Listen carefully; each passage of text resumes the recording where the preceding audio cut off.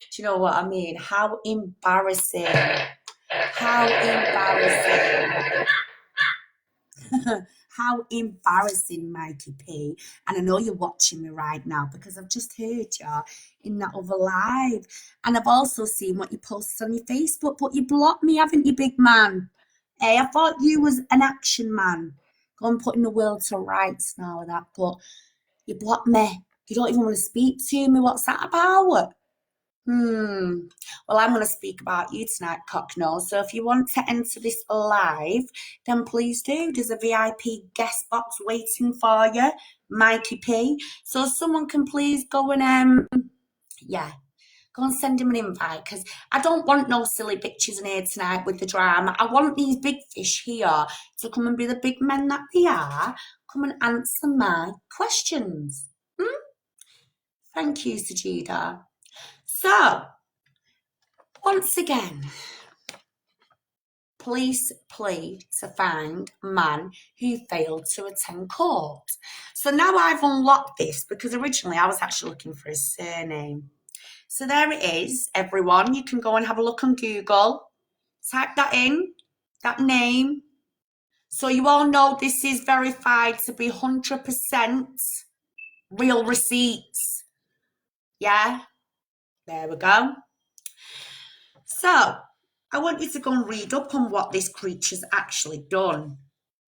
Because, you know, I'm sick of these men right now thinking they're above the law, coming on here, doing all the scaremongering, pretending they're going to go and take out the police forces. They're going to go and take out the government. Of course they are. I mean, they can't even take care of them fucking selves. How are they going to go and take out anything if they can't even look after themselves? Literally, do you understand? These men are all living in tents, the back of trucks, vans, bushes, fucking God knows where else. But still, they can't even help themselves. But they come on here and they start going, we're here to save the women and the kids, they all say. Now, I'm going to say something, and this is logical sense as well. How are these men going to save women and kids if they're too busy putting the nation at risk? Yeah? So you've got Rangi, then you've got Mikey P. Oh, you've got the rest of them yet as well, don't worry, we've got more. But these two men alone, how are they going to save women and kids and the nation if they're putting the nation at risk?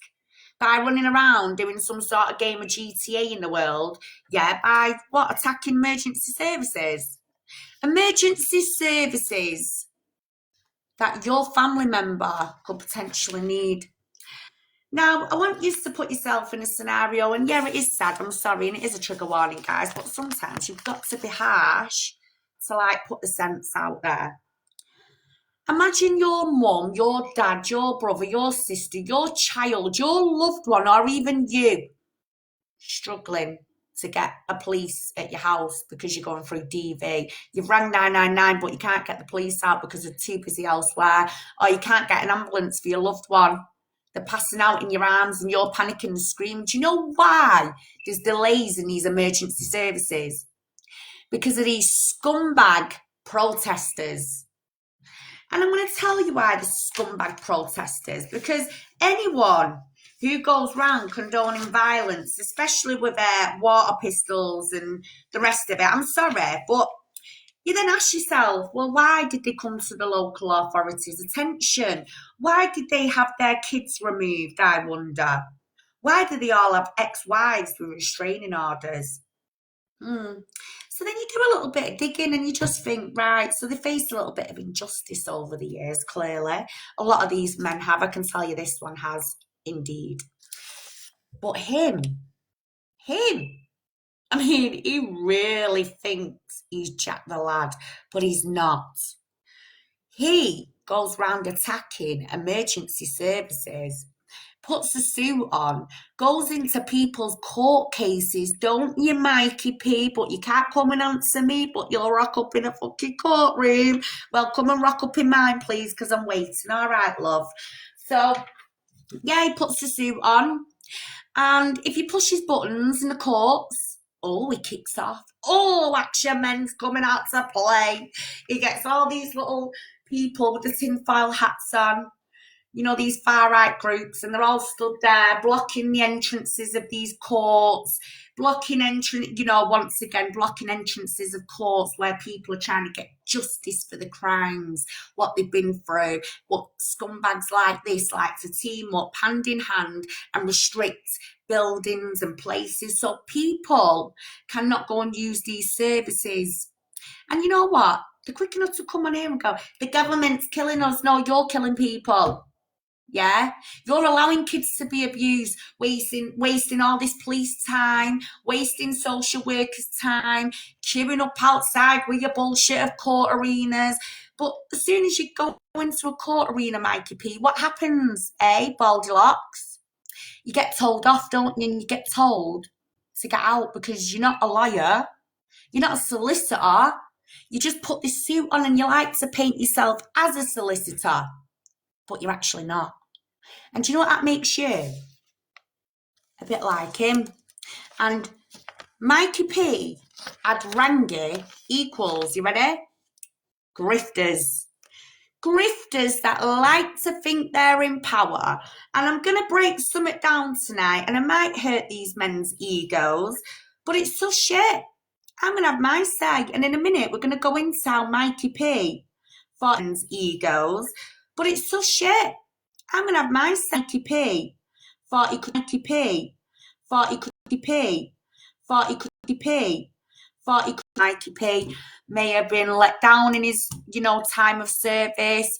He might have, had a bit of trauma, which we do empathise with anyone that, thanks Paul, with anyone that's been in a service and, they've gone through trauma. However, there is also a line not to be crossed. And that is now, so not only you've gone out there and put up a fight for your nation, but now you're actually putting your own nation at risk because you're not happy with the injustice you have faced. And that's where now this gets very self-centered with these groups. And it's very upsetting because, as much as some of us don't like social workers or the police, we need these services. We rely on police. We rely on social workers. We rely on most of these individuals because we're having crisis at some point in our lives. And when we don't get the support that we actually need, it's horrible. And, when you look at these groups that are stood there, stopping the police from doing the job, stopping services from doing the jobs, because these people here are too busy attacking emergency workers. Imagine your daughter or your son waking up tomorrow going, Mum, I'm going into the ambulance service. I'm going into the police service. Right? Do you want one of them to come home to you and go, someone like this here went out there and put a weapon to their head or attacked him? Because that's what this person goes round doing. So would you want your loved one now to become in the services when we've got people like this and this one? Well, would you want your child going into social care? Because do you know what this one likes to do? And you can type his name in Google. This one gets targets put on social workers' backs. Oh, yes, he does. He's actually threatened social workers that he's going to come to their front doors and demonstrate his hate towards them. So this one and this one combined together with past firearm arrests, charges, okay? They're not here to save women and kids. They're putting our nation at risk. And they're also putting your future at risk. And do you know when I say your future, we're talking your children, your grandchildren. We're talking your family bloodline. And you don't know which one of your family bloodline wants to wake up one day and decide to work for these services, because it is a career to some people. But you get idiots with the tinfoil hats on that'll go, oh, don't trust the government, social workers. No, some people genuinely want to be social workers or part of a system just because they genuinely care and have passion. And why is it fair that some genuine people who are in a career should feel like they're doing wrong when really they're getting up every day and they're going out paying their fucking taxes, unlike these pieces of shits here? Because look at what this one does here. 15k for making up allegations about social care. So I'm going to make a point here. If this creature was in the right, he would have walked away from court with this in his pocket, wouldn't it? Because they would have been found guilty. However, no, it was the other way around, because he didn't have the evidence to back up in the courtroom. Yeah, what he was saying was true. And now he's got to pay that. So this is what these protesters want to do. They want to go round and put up your taxes, because this is what they're doing instead. But they come on here and tell you, oh, don't trust the government, don't pay your bills. I mean, they're at it right now on a corruption live, talking about don't pay your bills, and there's vulnerable individuals falling for it. But bailiffs do turn up at your house for the government if you don't pay up your bills. What these people are doing is scaremongering. And I'm going to break something else down for you now. So they like to carry weapons. It's used as a political symbol. Yeah, especially this tool here. Political symbol, a way to show power and resistance. Do you know what I mean? It's more about intimidation, isn't it, Mikey P? So 5G, and I'm not going to say I disbelieve or believe in anything here. People do have the beliefs, and it's not my job to come on here and insult anyone about their beliefs. We all have different views. You know, we're all our people, basically. That's what I'm saying. We're ourselves. So I'm not here to judge anyone. If you think, you know, the clouds are filling up with toxic smoke, then yeah, I'm going to go with whatever yours. I'm going to sit here and say, do you know what? I empathise with your feelings. Of course I do. Because it's not my job to sit here and, you know, basically turn that shit around. It's not. But once again, there's a line. There's a line that is being crossed. And I'm going to make this clear now. These men go from wanting to protect women and kids to now talking about toxic water and 5G. So 5G, some people believe it causes health problems or used for surveillance. Well, did you all know there is actually no scientific evidence that 5G is dangerous in the way that these people claim? So once again, that actually now backs up with some of the individuals that don't like 5G and don't agree with it. But what it is saying here, there is no scientific evidence that 5G is dangerous in the way that these groups claim, which once again goes back to scaremongering, exaggeration, adding to the story and adding to things and making people now believe MI5 is watching us in the 5G towers and they're ready to pop out your cooker and your oven, right, and your microwave. It just don't happen. I'm sorry, but it doesn't. So toxic water, let's go on to that. Why did I go for toxic water? Well, paranoia. Now you might be thinking, paranoia, what's that got to do with anything? Well, once they've got a bit of a bitter relationship with the council, what they will do, they will grasp at anything in desperation, of course. They'll clutch at straws. Any fault they find in the council, they're going to grab it. So as we all know, there's always, you know, notifications on the news, United Utilities. I mean, you can even go onto the website and they'll tell you not to drink the water today because it's at a certain point or level. We should all know by now, any tap water, anything like that, will always be contaminated. And if you can, just go with your bottles of water or a filter. Simple as that. We don't need to be sitting here discussing it day in, day out. But I get some people want to. So once again, I'm going to respect that. However, you don't go from wanting to save women and kids now to now you want to talk about toxic water, because apparently it's making our children do disgusting things. It's now turning our social workers into vampires. I've never heard so much shite in my life. I really haven't. You know, yeah, it's just hard to believe that this shit would even come out of someone's mouth. Anyway, the toxic water is apparently responsible for the judges making the stupid decisions, which is, once again, a load of fucking shite. So then, they only trust information that fits their world view narrative. That is absolutely true. So if Randy said to this Goldilocks here, a UFO's about to fall through the sky, this twat here will start jumping up and down. This twat here will be like, oh shit. Get Stephen Chip Chase, the camera crew, you know, get Neil Anderson with his 3D print on his software. He can get this all on show as well and print some off to go on the UFO. Like, they've all got the little, you know, job badges, basically, promotions within this little LCS news group. However, so they're always on online spaces. Now we're getting somewhere. Online spaces, online groups where they're constantly talking about the same beliefs, which is almost now like they're all radicalising each other about corruption. They're putting the tinfoil hats on, they're having the mushrooms, they're all having a party and discussing how about the world is so corrupt that it's everyone else's fault but never theirs.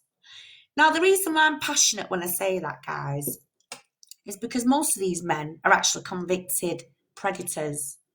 Also, DV perpetrators. Also, real-life criminals when it comes to firearms, rugs, kidnap, 19 PNC warning markers and convictions, breaches of RO, ABH, GBH, common assault, grape under 16, grape over 16. Do you understand? See where we're going with this? And the firearm incident, I can tell you what this creature did. Hey, wait until we have a little giggle later. I'm going to show you a video of him. Absolutely, well, mocking my little mixer here because my mixer actually makes sound effects. And this prick here rang the police, told the police Queen Bee was talking about him, and then took it out on my mixer and started copying the sound effects. Like, I'm going to show you that later. That's going to be a corker. Anyway, this creature, firearms. I'll tell you what he did. He had a little 9mm, and he doesn't like this when I speak up because now I'm deep involved in his personal shit, which thanks to family members, ex-rug dealers who he used to roll around the streets with, all come forward. And this man originally started grassing on rug dealers when he owed them debts, telling the police that they were all part of these different gangs and Rangi would just run away and go silent and then everyone would get arrested. Now, funny enough, we all know who Rangi is. Mr. XY paid 10 grand by Cleveland police to go out and spy on grooming gang members. And why was that? Because he clearly had access to these grooming gang members because they were all linked. Friendships, family members. So when I first started this journey, I had a lovely whistleblower come forward. He told me to go and protect myself with the police. I said, why? He's not that bad. He's just an old man. I did. She said, no, you don't understand. Listen, I'm not in the profession anymore, but I'm going to send you something. And this good lady, I'll never ever forget this, hand on heart, she's fucking amazing. She sent me something which had come from his own case. And it was someone reading out his 19 PNC warning markers, which I had put on my wall. The only thing I've done is put a voiceover to protect the whistleblower. However, I took this to my police force and I said, look, I know who this guy is. What the fuck's he doing on here? You know, requested Nexus House. Anyone who don't know Nexus House, well, they are actually a serious crimes unit. So I've sat with the idea. I've sat about this guy. I've literally shared everything. Never did the police want to tell me I was wrong. Never did the police tell me that I'm telling lies and that I'm going to be gagged. I just continued to tell the police what waste of spaces they was. Because where in our council tax bills now does it say we're going to pay for PDFs to go out and do a policeman's job? I mean, where's the justice in that? There is none, is there? So today he comes on here and because he was a police informer, and once again, I'm going to make this clear, you ain't just going to find a police informer on Google, are you, who's committed a crime? No. Go and have a look for yourself. Mr. XY during Operation Sanctuary. Go and do your research and then you will get more understanding. However, in the meantime, I'm quite bothered of what this creature's been allowed to do.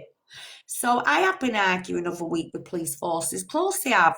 Told you I'm going to stay consistent. I'm going to stay loyal. I've even posted evidence upon here a bit of the communication that I do have with the police, and that I don't need to, I don't need to pussyfoot around anyone or anything on this app, because I'm going to say it now in public.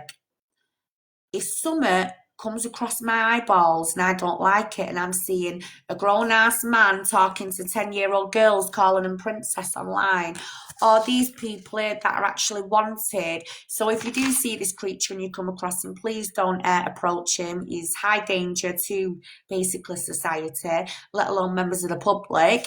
But you can also contact Crime Stoppers as well, which I will give out the number at the end of this as well, guys. So yeah, please do stay clear. He's got connections with the Liverpool, Bradford, Middlesbrough, and just all over Cheshire, basically. So please do be careful. Do not approach this cock-nosed motherfucker, because once you do, he'll start doing some Mr. Miyagi shit, yeah, and putting out his weapons like he's doing some sort of GTA. It's just not worth it. Do you know what I mean? So please just contact the police. Don't pussyfoot about. So, yeah. Very dangerous, these people. Very dangerous. So, what we're going to talk about now, and unfortunately, we are going to touch, I'm going to touch a few nerves tonight, and I just want to say now, I'm not here to distress anybody. I'm not here to upset anybody.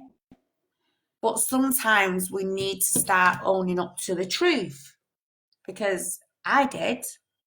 I had to. If I didn't, I would have been left with nothing. And do you know what that nothing was? My two beautiful sons that I have today. 16, 19. College, one of them's in college doing science, real science. The other one coming up and coming now, little star in my community, and as well he's been on the TV, he's doing adverts, he's now promoting his modelling, and he's a professional UFC fighter.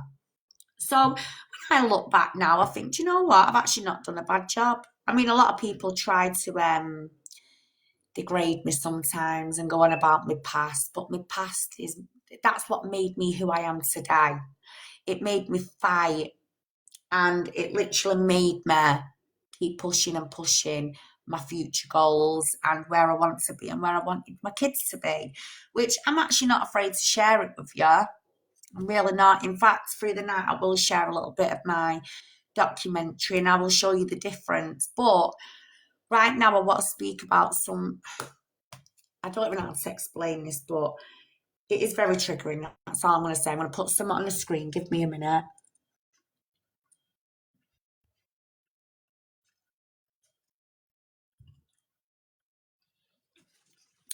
There we go. Let me just zoom in a little bit, guys.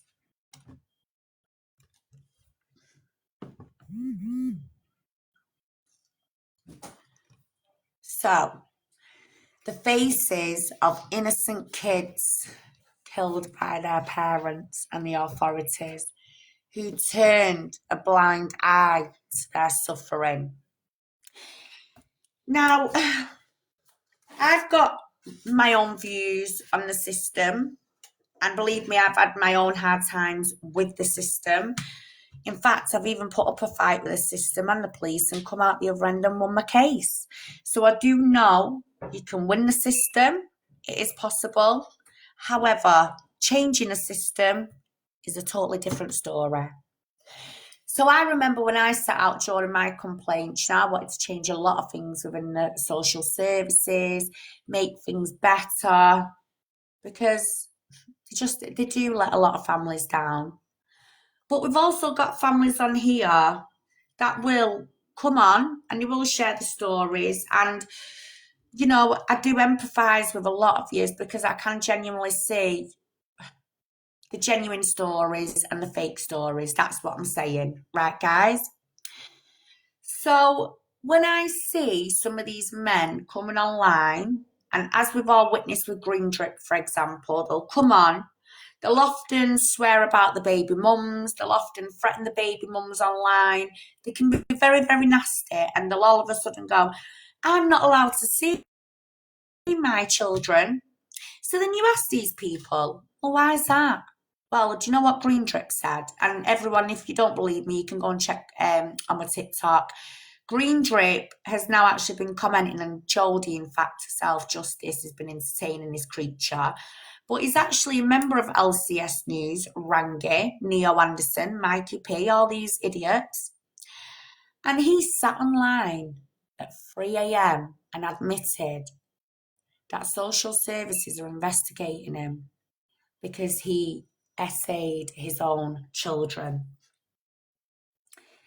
with something, an object. Them children had injuries, and this guy did not realise after a few Stellas, some people can take it, some people can't. But I was sat there listening and recording to every single bit of that. So just like all the other wrong'uns, you confront them and they start spitting the dummy out and they're going, "You're a criminal. No, it's you. No, you work for MI5 and you're 007." And you're just like, "No, love, you're just a wrong'un. You're coming on here calling your baby mum, the woman who's actually got full custody today of your children. But yeah, you've just sat here and admitted why social workers won't let you near yours."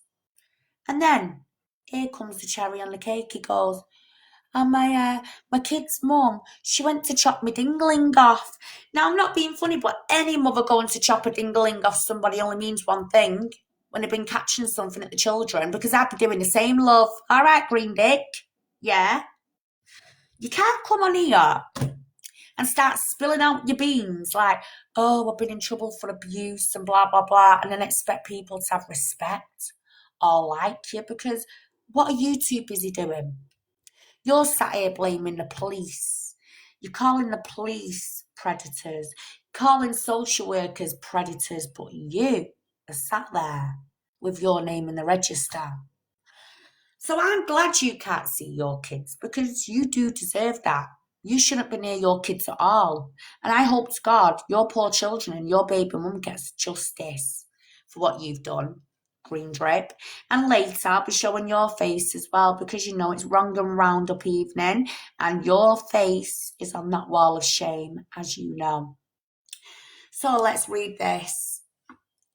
The innocent faces who should have been saved by social services. A heartbreaking list of children failed by the authorities. A shocking report finds 485 children died or were injured in abuse cases last year. Now, I've been doing a lot of research into this, and do you know where social workers are actually going wrong?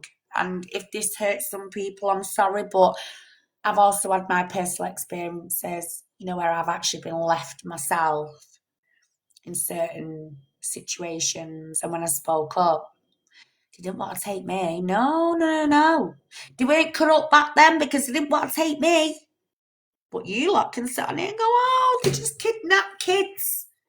Well, why didn't they come and kidnap me then when I was going through my trauma? No, you see, I can tell you what goes on today in social care. Usually there's a lot of failings, and within them failings, and when they've been found inadequate, it usually means, number one, they've not communicated with other professionals properly. Number two, they've not picked up referrals ASAP. Sometimes social workers wait for shit to be too late before they act on it. They'll ignore referrals from GPs, from school teachers, yeah? And in my case, when I was young, I'm going to give you a little scenario. I had to go to school and speak up to school teachers over and over and over again. And do you know what pissed me off? Do you think they come rushing to remove the perpetrator out of my life? No, they didn't. They left him at home. Yeah, because my mum was an alcoholic, but they left him at home with me to do whatever he wanted to do to me for 4 whole years after that. So, when some people on here are going, "Oh, social workers just remove kids." No, they fucking don't. And I'm going to say this with a little bit of passion. I'm 35 today and I'm still fucking extremely scarred from what I went through as a child. And if that is your attitude today, go on, Vimto, do you want to say something, darling? Yeah, Shell. Oh, now this is, well, it ain't off topic, but it kind of is. You know the messages I sent you when I told you about Mark message Durham last night? Yeah. He's just sent a shitload of messages back. If you check WhatsApp, I don't know whether you can, you'll see them all. And you'll be able to put them up on here for people to see. Why are they bad? There's the quote bad, blaming us for getting John's daughter knocked out. But now denial of the 19 arrests, nothing like that, just about, you know what But I mean? hang So on, hang on. There's been no attack on Coffee Cup, which we're going to come to later. So Lee Savage, aka Durham Justice, would you like to bring some receipts and maybe a picture of Coffee Cup's black and blue eyeballs, maybe, or a cut at least, or something? And believe me, I do recognise a fresh cut, so a cut that's a few days old. So bring us some receipts, please. And you, Neo Anderson. Oh, Neo. Wait until you find out what Durham Justice had to say about you and Rangi. Do you know what? Actually, I'm going to say it now. Durham Justice, who used to be part of Rangi's group, come to me and Vimto, especially me. Oh, yeah. And do you know what he said, Neo? Michelle, Rangi and that Neo Anderson wanted to take my girlfriend back to an hotel. Do you think they would have rugged and graped her? Yeah.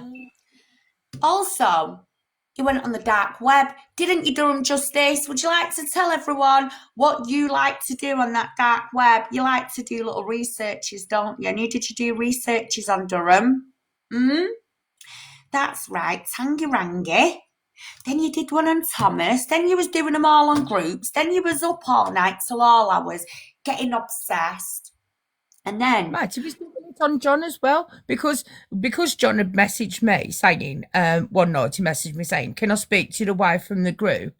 Durham got me to phone John and record the call so we could hear what he was saying. So when he's sitting there and he's being like a little two-faced fucking swine bag now, he can off and all. yeah, we can. Just to think, I had a chat with them two for 2 hours in a group chat as well. Me, Durham, and Coffee Cup. When was that? Not last week, the week before. Yeah, he's Oh, saying that we did that to be able to use it against him. yeah, well, we don't need to use anything against you because I already know too much about Durham. In fact, I can tell everyone now, Durham, Lee Savage, did you all know he got arrested for charges of kidnap? Yeah. Oh, he's even got a friend who's been done for murder. Oh, yes. Oh, yeah. Why do you think Durham will always run off and go quiet? He runs off into a hole and you'll never ever see him coming on until he's got back up. So last night he had a bit of substance, didn't he, behind him? He had Nia, which I was quite shocked at that as well, to be fair. But I did say to him so the other week, just watch out for him. Because I don't think he's come away from Rangi's group fully. See, I'm always Clearly, one step he's best ahead. mates with Neo now. Yeah, Neo Anderson, you know, the creature who's got recommendations for S-dolls. But that was a cracker last night. They've come off Michelle's Facebook. No, hon. No. Where does it say my name above that recommendation? Facebook don't lie, and neither do screenshots. So once again, I want to see some receipts from the other end because all this toing and froing, it's getting very petty, but yet you lot are actually holding real dark. You've got dark past. At least I can sit here and go, yeah, I went to prison at 19. I was a stupid, silly young mum. I ended up on a TV programme. I had an ASBO. I was stupid. I had no proper guidance. Oh, and I got done for a fray where me and another Can you see girl. that show? Has it worked? 1 minute, babe. Me and another girl had a little bit of a tit for tat fight. But unfortunately, I can admit that I let my temper get the best of me. And I was 19 and I was put into style. Whilst I was in style, I was actually put into Willow House, which is a house for young offenders. Yeah. So people don't believe me, you can go and do your research. I was just a youth offender. I come out of prison. I said, you know what? I need help. So I moved to Liverpool, unfortunately. But I like Liverpool, just didn't like the creature that I was with. He was horrible. Moved to Liverpool, ended up losing a baby. come back to Manchester after a traumatic incident between me and the ex. And one thing I never gave up was my mental health. I actually got mental health help in Liverpool. So it was good to get away from the situation, what obviously led me to get into shit. But what I found was once I had a little bit of isolation and went to Liverpool, where I was away from the negativity, and the bullshit, I could recover, I could get therapy, I could self regulate my emotions about people trying to push me back to places where I didn't want to be. And I managed to do that. I really, really did. I loved my mum, still do now, even though she's not here, God bless her soul. I loved my dad. I was very lucky to have a mum and dad where in the end, he was growing old and innocent, but they were funny and they got on like proper family orientated. And I was very lucky to have that at times. When I was younger, I didn't, but as I was getting older, I was lucky to have it because now I can sit here and say, oh, Kay, JJ, do you remember when your grandma and your granddad did that? And sometimes we'll sit here and stitches me and my kids and giggles, laughing at my mum and dad's antics back in the day. And it was, it's nice to cherish those things. However, I won't lie, I come back to Manchester and trauma, losses, losses, losses. That's all I experienced. But I still kept going. Thought, you know what, I'm not even going to sit here and keep, I don't want to feel sorry for myself, basically. I don't want to feel sorry for myself. So I put up a fight for my kids, and this is where now I'm going to be honest with you. I put up a fight for my kids, and basically I won. And now I'm sat here all these years on, literally watching them achieve, and that is the best gift to me. And you know what I'm proud of more? That I fought for my kids. No one else did it for me. TikTok wasn't available, Facebook wasn't available. The only people who could fight for my kids when my mum and dad were gone was me. And I went and did it. I took part in parenting assessments, risk assessments, drug tests, PLOs, because when you have a PLO, which is a public law outline, it's last chance to keep your kids. Within that, you've got to do risk assessments, parenting assessments, drug testing. It's just everything so a judge can see that you are able to look after your child. Well, I passed 3 of them. And you're probably wondering, well, why do they have 3? Well, after my mum's death, some of you know, some of you don't know, which we are going to be having a story night this week. So, unfortunately, it's going to be sad, but I will be sharing lots of things with you in the process that I went through to fight. But the council let my mum down massively. They let me down, they let my kids down. And you know what? I'm still sat here thinking, do I go at social workers? Do I argue? Do I fight? And what do I do? Do you know what I've decided to do? Just work with them. And when I was in my PLOs, I realised, well, hang on, every time I swear or shout, they're just putting it against me. And they do. I had to learn all these different tactics, like independent, like how they worked, how they were operating within a CP plan or whatever. Well, eventually I thought, you know what, I'm going to play you fuckers at your game. Because my mum had just died, and what they was doing, right, they were literally coming at me to see if I was going to make or break. And obviously, look where I am today. My kids, they're doing me really proud. They're doing amazing. I can't fault them. I can't even fault my parenting at this point because I know I have done decent as much as I can. But it didn't get me nowhere shouting and swearing. Then I'd think, oh no, I can't imagine a social. And this is what I used to do, right? I'm going to tell everyone now. I'd be sat there on a settee, panicking and worrying. Oh shit, social workers are going to turn up at my door. And I'd be like, no, I can't imagine them turning up at the door, taking my kids, putting them with strangers. No, no, no. Everything would go on through my head and then it'd make me physically sick. The anxiety would literally make me be sick. So once I went through the hard time and gone, I pre-filled all my toilet roll for the week. Right, well, that's an interesting one. So as time went on, I was struggling to communicate with the council. They'd target me in every different way. It didn't matter what I did or whatever. So I ended up going to college during my time of fighting for the kids. And you know what? It actually did me some good because I went away and I learned safeguarding level 1, level 2, and level 3. And I absolutely enjoyed it. I went into peer mentoring. So I've got safeguarding children and adults, also children and adults with learning disabilities. I've worked a lot with individuals with autism and other learning disabilities. And do you know what? I have absolutely, over the years, enjoyed it. It's been therapy for me. However, I am now at the minute taking care of my son full time because he has been poorly. He's going through lots of things. He's just had a bone marrow biopsy, and we're currently waiting on some results coming through. And you know what? Even that's a struggle mentally, but I have to keep myself going. He's got his therapy, which will be his bloody computer in his bedroom.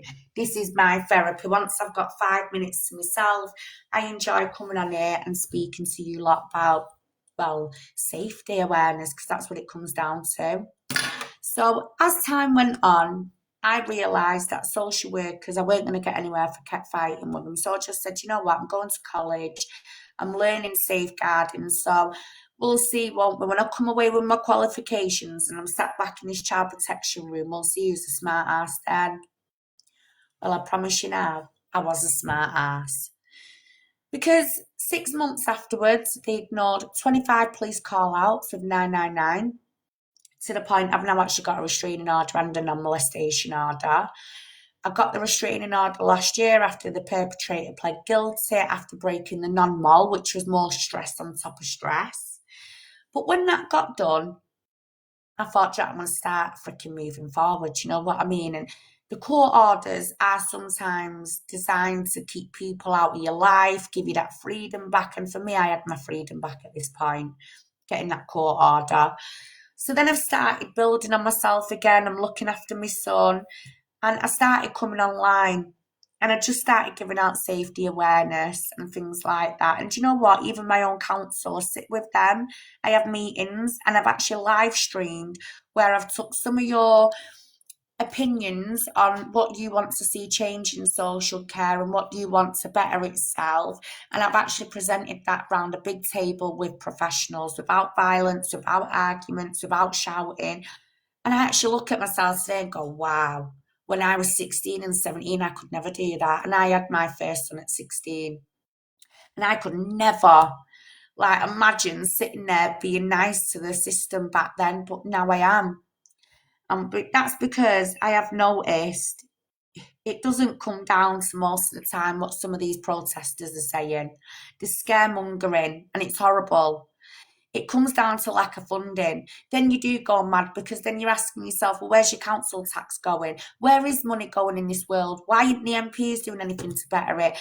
What I'm finding is people would rather come together and fight and use, violence rather than sit down at a table and discuss, well, genuine causes and try and come up with solutions. Instead, everything's got to be about, arguments, physical abuse, putting targets on professionals' backs.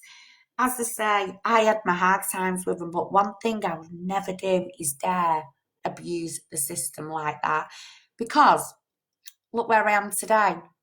So what I'm going to do now, this is deep, guys, and I do apologise, but this is close to my heart because I can tell you how bad the system is today, to the point it's not just corrupt. We've got failings where GP reports are being ignored. We've got school teacher referrals that are being ignored. We've got lots of things that are being ignored, to the point there has been so many deaths within children. For what? Whose fault is it? And yes, now we can blame the local authority, but we've also got to look at the parents now. And this is where today, and I'm sorry if this does offend some people, but I am going to say it how it is. When you see some of these parents in the newspapers that have done things to their children, you look at them and you think, oh, that just looks like a Barbara or an Alison down the road or your shopkeeper or whatever. You look at them and you just wouldn't think that they could be, capable of doing these crimes. But unfortunately, there is people in this world that are capable of doing these sick, disgusting crimes. And it's unfortunate that social workers have failed so many children by giving them back to the wrong people. And do you know who these wrong people are most of the time? Parents. So not just carers, not just your foster carers, or so these groups like to just portray adoption, foster placement. No. Let's talk about how many parents, do things like this to their own children. 485 children, were injured in abuse cases last year. Why do you think that is? Because let's look at Rangi once again. Let's look at these groups. They all stand outside the doors of the social workers. Number 1, preventing workers from leaving a building. Number 2, putting targets on social workers' backs to the point social workers no longer want to be a social worker or go back to work. So do you know what that means? Children who are genuinely in the care system or stuck in these situations, well, what are they going to do? Because they've got no social worker, because this one's just left, because this twat here has gone along and scared them. Then you've got this one. Some of these kids might be trying to ring the police. The mum and dad are going at them. They're trying to ring 999. But this one's too busy holding all the police on lockdown in the streets, waving firearms and the rest of it, and punching up the police force, because he's another one. He is another one. These people ain't here to be bothered or safeguard women and kids. They're too busy killing these kids here. And do you know why I'm saying that? Because what are mostly these men? Perpetrators of what? SA, DV. They've been in the register. They're running around with water pistols. Are you actually expecting a social worker? Because during my time in a PLO, a risk assessment, what does that outline? Criminal past. They look at things like, have you ever done anything to children, vulnerable people? Have you ever done anything in general? They look at everything. That's a risk assessment. Now, in these risk assessments, I can also tell you, if you're found to be going around, being in the register, or running around with weapons, you are no longer valid to, even have a safeguarding fucking part to play around a young, vulnerable individual. In fact, any individual that's vulnerable. Because you're all quick enough to come on here, especially you protesters, and you're saying your kids have been kidnapped by the local authority. But what pisses me off is you always come out with just your side of the story. Your side.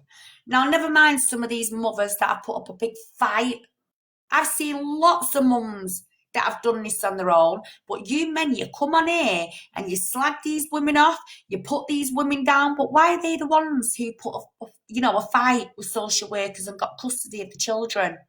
Because they've clearly done a good job at parenting. Whereas you men, you come on here with your little far-righters and you're dissing women, you're degrading women, you're being sick towards women, and everything comes down to, guess what, guys?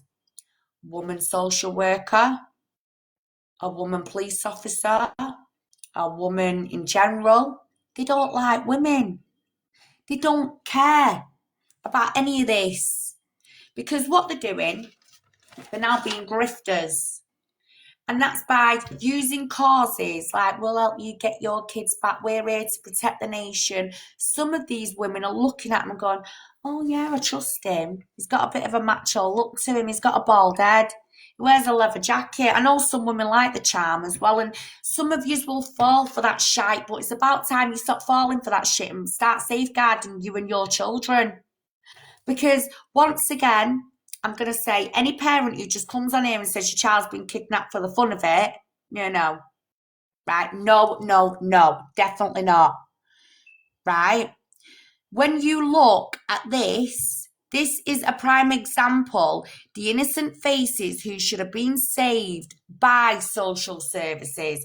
So, what I'm saying is, why is no one fighting for these answers? Why is people more bothered about their needs with social workers, how they faced injustice? If you just sit down for 5 minutes and go, do you know what, I did do wrong.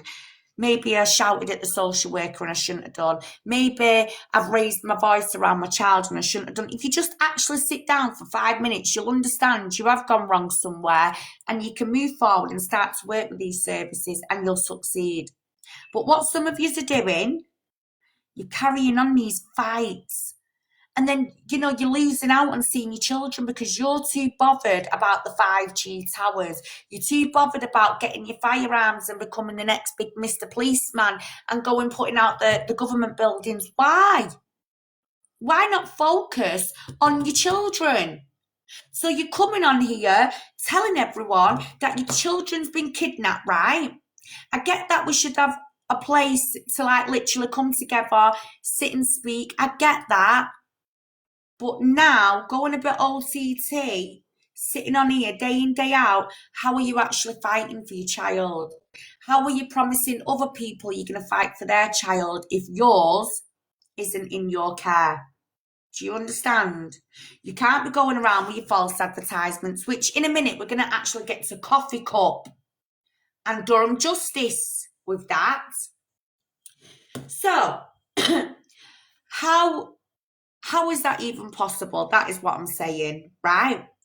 Now, I'm just going to read this little bit and then we'll move on. So, fears that more children will end up suffering the same unimaginable fate as Sarah Sharif are growing after a shocking report found 485 children died or were injured in abuse cases last year. Sarah, 10, was brutally murdered by her father, Irfan Sharif, the stepmother, at the home in Woking, Surrey, in August 23. The evil pair were found guilty of her murder yesterday after the schoolgirl suffered years of abuse, including being bitten, burnt with an iron. Yeah, I'm not even going to say the rest. That's heartbreaking. So, unfortunately, Sarah was just one of the many innocents let down by authorities in recent years, as data from the Child Safeguarding Practice Review Panel revealed. 485 children either died or were seriously injured from abuse between April the 1st, 23 and March the 31st, 24. One harrowing campaign of abuse saw 9-year-old Alfie Steele beaten, held in a cold bath water and locked outside his house and whipped with belts by his evil stepfather. Yeah? Despite little Alfie being on the radar of social services since he was a young boy, a catalogue of potential opportunities to save him were missed by his death in February 21 when he was found unresponsive in cold bathwater. 6-year-old Arthur Labinjo Hughes was poisoned, starved and murdered by his stepmother after months of torture. Now we're going to get into you, Durham Justice, with this. Yeah? You're one of these people, aren't you, coming on here going, I'm not allowed to see my kids. They're not allowed around my missus. Why they're not allowed near your missus? Is she their biological parent or is she just a stepmother? Has she failed a risk assessment maybe and been deemed not to be safe around your kids? But you come on here, don't you, and you blame everybody else. Don't you, Durham? Eh? He's just messaged saying that because you've said about the kidnapping thing, he's phoning the police. Good. Nina, do you think we care? No. There we go. There's your little clout for tonight, mate. Go and ring the police. Please do. Because you are an absolute donut. Coming on this app, yeah, slagging Rangi off for months on end, haven't you, Durham? What did you tell everyone not long? I mean, we can share the lives, because how many boxes have you been in talking about Neo Anderson and Rangi and what they're all up to? Didn't you work behind the scenes, Durham? Didn't you come to us and tell us how much paperwork you were handling with PDFs for LCS News? Isn't that why you originally come away from there as well? Smart ass. So ring the police, because you're another one. The only time you men get big and brave, you put your threats out, you've been messaging Vimto, now you want to go and ring the police. Please do. With He was pleasure. messaging Mark. Mark messaged Durham last night and said to him about what he'd said, earlier on. And he didn't message back until about 9:30 tonight with the messages that I've sent in. If you want me to read them out, say, and I'll pull them up Yeah, and go I'll on, read them. Vimto, read them out. In fact, I'll put you in the big box if you can. Do you think you'll be able to get them up? I've tried. It's saying that my camera won't turn on. I don't know why. Right, So I okay, just come on wanted then, to read them out. Right. Mark wrote to him last night. Lying effer, you now coffee cup told her, hang on, sorry. You lying effer, you know coffee cup told us all in front of Ange as well that he'd been arrested, not charged. No, you know coffee cup told us all in front of Ange, not charged. No, not charged 19 times because he was worried about the call between his ex-partner and Stell being put out. So don't blame us for someone clouting coffee cup, then telling Stell he's run with it. Hasn't he labelled people PDFs racist homophobes? Well done. That was what Mark sent to him last night at 2:30 this morning. Durham waited till 9:15 tonight. And he put, you never put things right on live, like you said. He's been attacked. That's on you lot. His daughter got knocked over in the process, and you lot should have put it right. You had no right to say Coffee was a rapist with no evidence online. So Right, now Vimto, stop a minute, babe. Hang on. Number one, you just heard that yourself, yeah? So he's admitting now he has been arrested 19 times. So Queenie was right, wasn't she? Yes, I fucking was. Did I say he was charged 19 times? No. No. Because he wouldn't actually be sat on TikTok, would he? Abusing women online. So therefore, Durham, thank you, you absolute donut. Because you know when everyone said I was lying about Coffee Cup? You've just told us all. And yeah, we did have a chat, didn't we, Coffee Cup and Durham? Me, you, and Coffee Cup, all in a 2-hour group chat, didn't we? Eh? And yeah, I listened to the bullshit story, but it doesn't mean to say I'm going to sit there and believe it. You know, victims' voices come first. However, I don't even know Coffee Cup's full name to proper put out there and tell anyone who he is. Hang on, babe. I don't know anything about him, yeah? To put out about him. Or why would I be telling people he's this, he's that?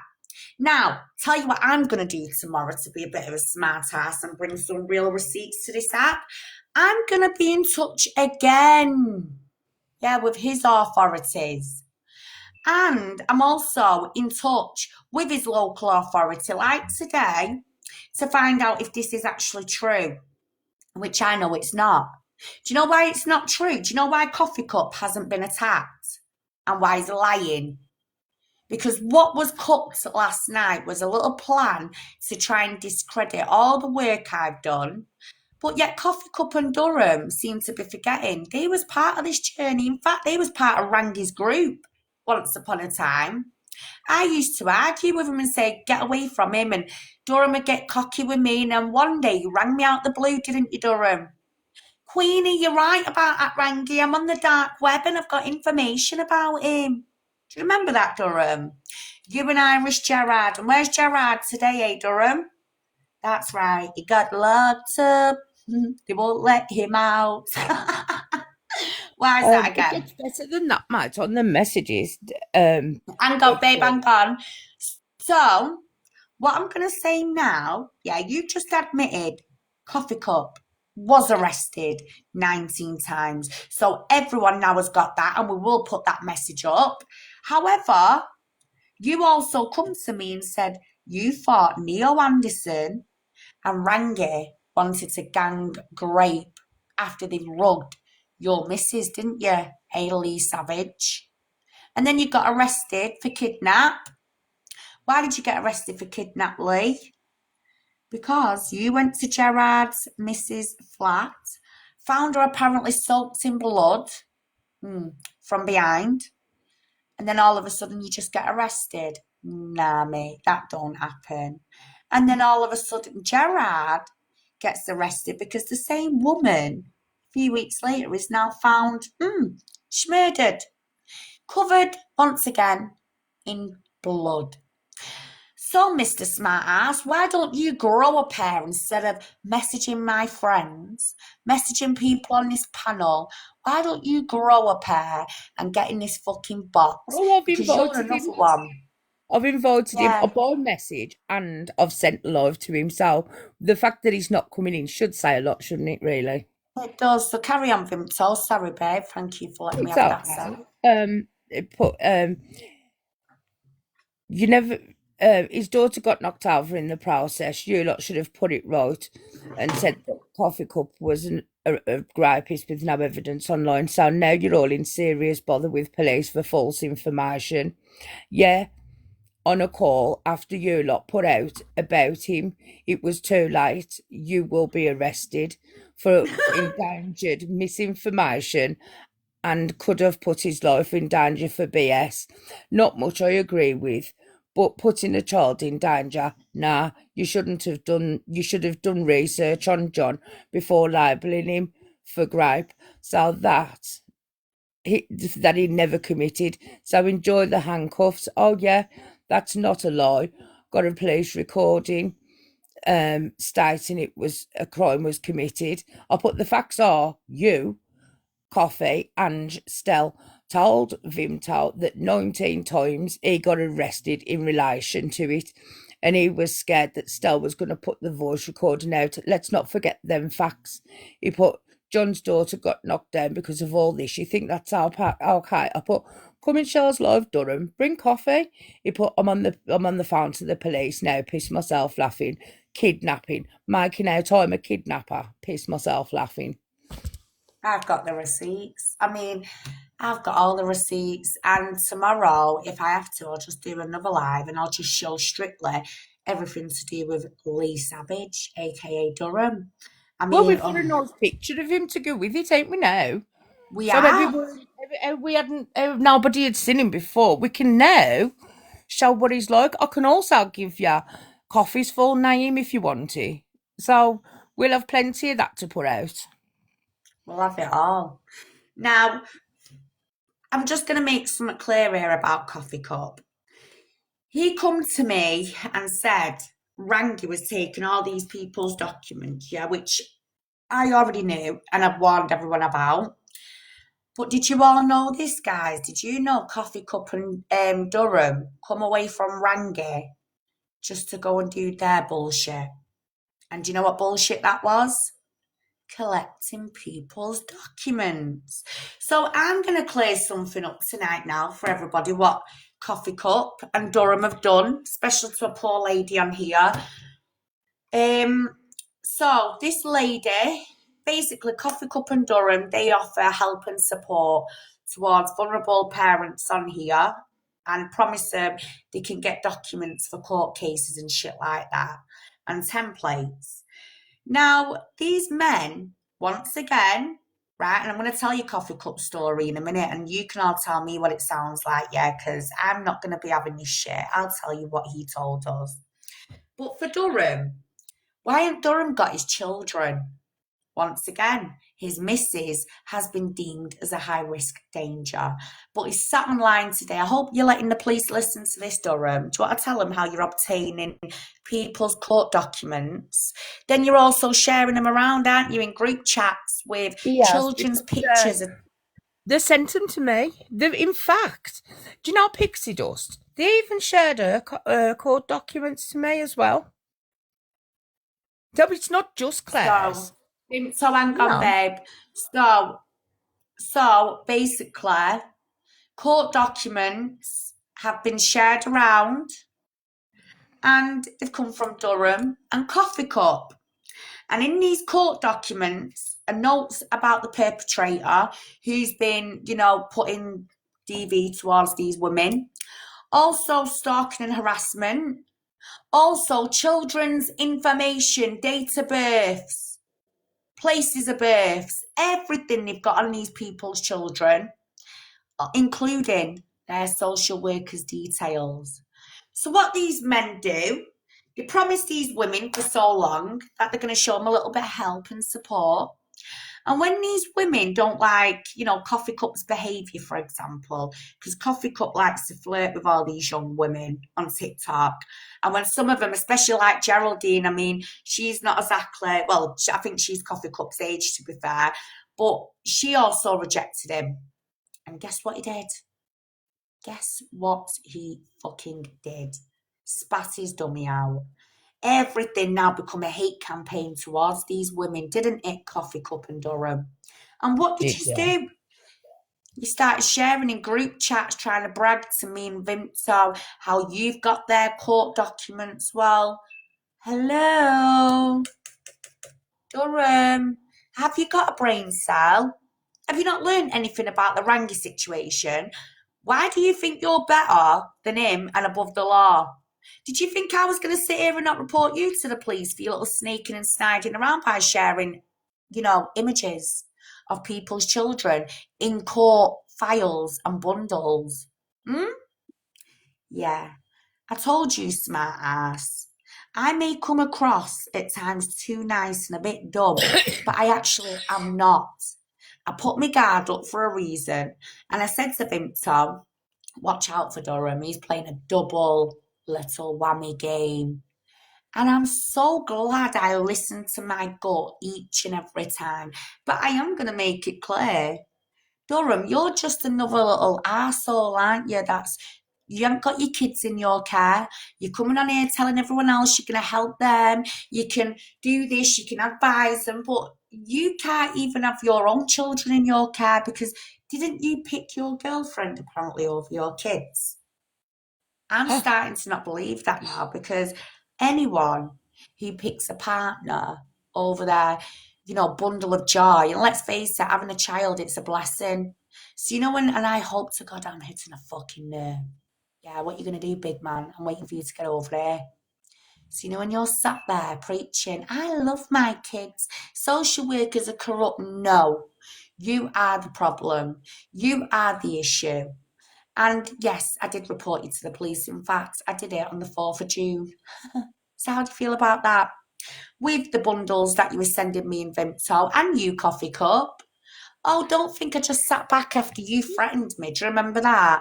And then you want me to sit in a 2-hour fucking... Sorry, Matt, go on. You want me to sit in a 2-hour... You want me to sit in a 2-hour bullshitting group call listening to what you were supposed to have done to your wife and how she's to blame. Well, I'm going to let it out the bag now, what you did. Oh, the coven have just come So, in. Look, guys. Bye-bye. So, Coffee Cup shared his little story with us. And I'm about to tell you, there is a trigger warning in this, guys. So, get yourselves ready. So, yeah, he was arrested for grape. And the reason why was because his partner at the time, which, I do empathise, of course I do, but we don't know his partner. She's not come on here and had her say. So a bit like the Rangi situation, it's not for me to sit here and literally, comment on that. So I'm just listening to his version now, and this is how it went. Yeah, well, apparently she was an alcoholic. Then she was basically shitting herself all over the house to the point he had to clean it. He'd put her in the bath and shower because she didn't know what she was doing. And one day she apparently turned around to him in a manner of which she said, with her own voice, "Having a good feel, are you?" And yeah, ambulance, the police come. But he told us that the police and the ambulance come and said there was nothing wrong. However, you've all just heard tonight, he was arrested 19 times. And it wasn't even just against him. Right. The mom and the girl. It was in connection with both, not just one. So Durham, we'll make it known so all the facts are out there straight, so that there's no lies being told. So if anything comes out now that you don't like, let's just put that straight back onto you, shall we? Yeah, so basically now there's accusations flying on both sides. You've got the mother, now the daughter. So no one actually come on here and said coffee cups this and coffee cups that. What coffee cups always tried to do is try and pull me and Vimto to one side, get in our heads, tell us like, you know, he's always wanted to be in the good side of us. Now, to me, when I see someone trying a bit too hard and playing that bit of desperation, it does have alarm bells for me. However, I've never really been interested in Coffee Cup. I just see him as he's sat there with his guitar. I think he's a bit arrogant and I've never liked his attitude from day one, but it don't mean I'm going to come on here and start targeting him. However, he come on here and then he tries to start with me and starts threatening me for speaking up about someone else who's been thinking what they can get away with what they're doing. Well, I'm sorry, but it don't work like that, love. And when you come forward and you're telling people that you've been blackmailed, yeah, then that's a different story. And then people want to find out why you were being blackmailed. And now we've got a bigger picture to it, Coffee Cup. So if you all want to be these big, hard men that you claim to be, why don't you get in the boxes instead of sitting over there with the other side, trying to do what? You had your turn last night and now you want to go running to the police. It don't work like that, Huns. When are you going to get that through your stupid ass brain? Eh? All you do is sit together talking the same shit day in, day out. You ain't out there protecting no women and kids, and you certainly can't tell anyone you're going to go and help them when you can't fucking help yourself because you're too busy picking your partner over your children, aren't you, Durham? Eh? Then you've been arrested. So I can imagine you now with your risk assessment. You certainly won't pass one. You know why? Because what have you been up to then, eh, Mr. Savage, since your children have been in the care system? Oh, well, I got arrested, you know, for kidnap. I've been arrested for kidnap and assault, and my friend has been kidnapped for a murder on his ex-wife or partner or whatever. Are you for real? Do you think social workers are just going to go, all right, Mr. Savage, we'll let you have your kids back, don't worry? Nah, let me tell you something now, Durham. While you're sat here every day preaching about how some kids need to be returned back to their parents, blah, blah, blah, have you not thought it's parents like you and your missus, yeah, that are high risk to kids? Because why is it your missus ain't allowed around your kids? Why is it she's not on here actually? We hear your big mouth, but we never see her, do we? Why don't she show herself? Has she got something to hide, I wonder? Why don't I you ever could give fill out the them name blanks in. or... You know, if you really wanted me to, I could fill them blanks in. But you know what I'm going to do? I'm going to hold off on that. I'm going to fill you in over the phone and we'll decide exactly what we're going to do with that information. And Durham, Yeah. let's not pretend that you think I don't know because you know, you've told me all of it, haven't you? Well, I'll be letting Queen know and we'll decide what we want to do with that information now, being as you want us to put everything out there. Mm-hmm. So when children, right, are returned from foster home back to most parents, and it's all been done within a short period, did you know some of those children have died within a week of being back within that parent's care? An average of 3 children die a week of the hands of an abusive parent or carer. Now, do you see where I'm going with this? Why do you think you're going to come on here, give this false hope to people that they're getting the kids back when clearly you sat there and you're reading the court documents and you know most of these individuals are all, what, convicted rapists, domestic violence perpetrators? But you sit there, don't you, and you go with the narrative because as long as it makes you feel better, don't you? You're in control. So as long as no one sees Durham as the bad person, it's fine. Let's all just Hey, see. so I wonder if What? the big fat baby bell knows that the actual first 999 report that was made about him actually come from Coffee Cup. Exactly. So yeah, don't go any further with that, babe. Don't go any further, I'm just Vimto, with saying. that. No, I won't. I won't. I'm just Um, saying, like, you so know. yeah, good point there. Good point. That is a good point Vimto's just made. This is where this group needs to take a good look at their circle, a very close look at it, and keep a close eye on it as well. Because once again, whilst they're in a blackmail situation, others ain't, and we can freely speak up about what we want when we want, and we can do it without feeling scared or something's going to come out. So I guarantee you by tomorrow, what is the bet? Durham Justice, he disappears, because that's what he does. Comes on here, chats his shit, then disappears. But he's sitting with Neo Anderson. Now, this is who he accused and blamed and said, and also put allegations that maybe Neo Anderson and Rangi was going to gang grape his partner. Yet last night, you want to see the sick things these two are making up about me. Because once again, the perpetrators have been caught out. I actually reported that shop on Facebook, and Michelle Matthews reported my post. So that's him saying he reported that shop, what brought up the recommendation for the S doll, on his Facebook. Apparently he reported it, but then decided to just show everybody and repost it, which means now makes him more complicit into sharing and downloading indecent shite, especially S dolls that do look like children, because regardless, we all know what those dolls are going to be used for. So, this is what's being said last night. I was very, very, blown away with this shit. I really was.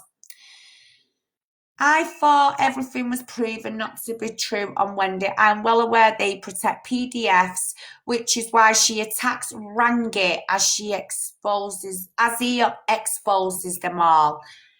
No. Rangi exposes himself. Yeah, let's not forget that. He exposes MPs apparently and the rest of it, but we've never seen this exposure, have we, that he does? No. I'll tell you what these men's problem are. They've been exposed. And what do I teach everyone all the time about victim mentality when it comes to perpetrators? Yeah, you catch them out. They don't like it. They react. A bit like that Mikey P now. He's a big man, isn't he? He goes round threatening all these professionals and assaulting them. But he won't come over here and speak to me. But I guarantee you, I'm probably posted on his Facebook wall right now. I think it's hilarious. So, Neo Anderson, this is who Durham Justice, once upon a time accused of wanting to gang rape his missus. Here, this little creature. So I read all the comments last night, and wow, he is vile. Can I just remind you all, he has literally got a brain injury identity card. Good night and God bless Mickey Hun. He has got a brain identity injury card, which means even in the court of law, anything that comes out of his mouth would not be seen as proper evidence. I mean, if you look on my wall, you'll see why. However, look at this. What the fuck, Facebook? You are complicit in child exploitation. No, you are, dickhead. You are. Why is that? Because you've took time to screenshot this on your phone, then share it with the world. So then I come along and reported it, and I've actually got the screenshot where it said Facebook has now took this down. So I called him out about this. Well, he found out where I lived. Because what they did, decided to send this creature in, once again, Mikey P. This one comes in, asking can he do a check on me and, find out who I am. Then he goes back to Rangi and Neo, shares my address with them. Then they're posting my address up, right into my address. That's how weird it got. So Thomas Anderson, he started sitting online, making up these horrible videos, putting them together like very, very childish, disgusting things. Then he's showing an unhealthy sexual obsession with myself, to the point even the police have now looked into him, and they still are, and I will say that loudly, because if any woman is being stalked by Neo Anderson, aka Thomas, please do get in touch and I'll tell you what you need to do.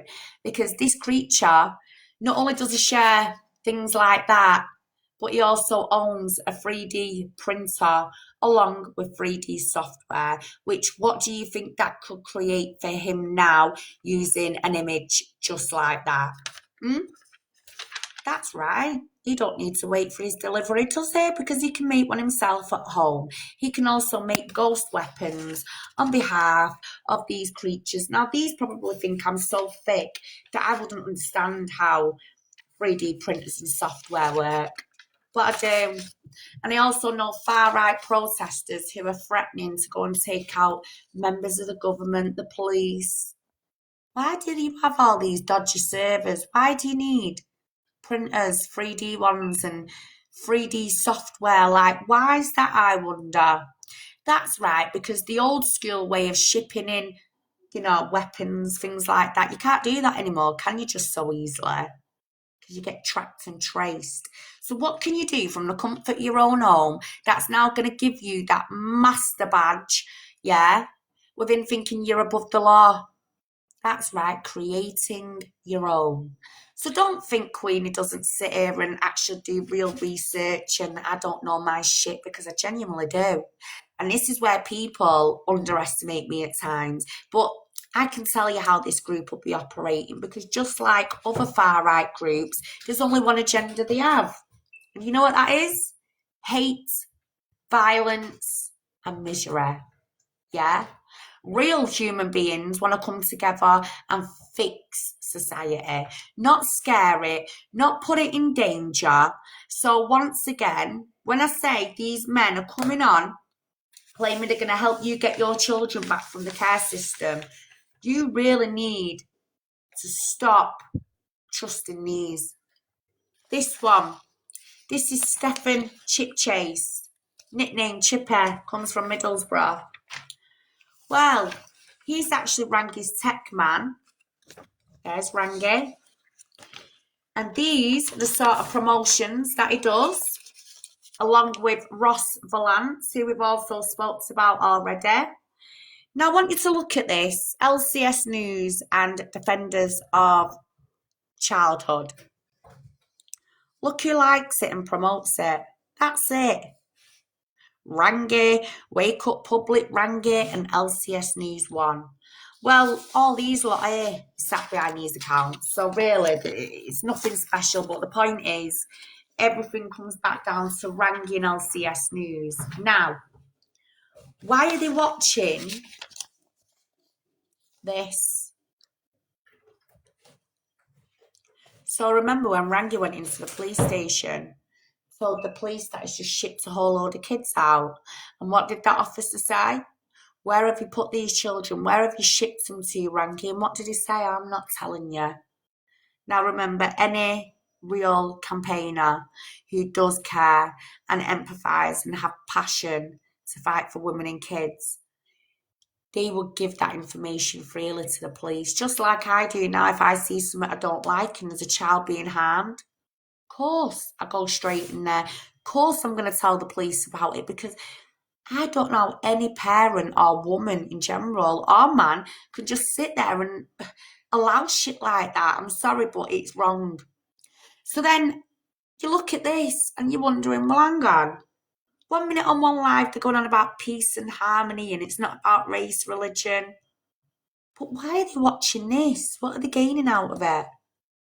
So then you go onto a website online and it just brings up a load of racist hate and how the migrants should be sent back to their own countries. And you just think, wow, Mr. Latif, haven't you just fooled the Asian community for the past 12 months when every time you've been asked, yeah, are you part of Tommy Robinson groups?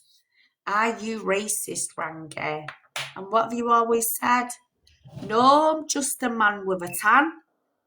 So I'm thinking, hang on, does he actually respect his own culture? Because I don't think he does. You know, you'd think you would, to be fair. Because right now, nothing else is protecting you, really, is it? You tell everyone to keep you in the prayers. So what is actually protecting you, Rangi? That's right, the 5-0. Maybe you should show Durham a few little tips in the trade on how to get some protection by the police. Maybe at Osmond Walking order, eh? Oh, wouldn't you be lucky? You'd soon get a new identity then, wouldn't you?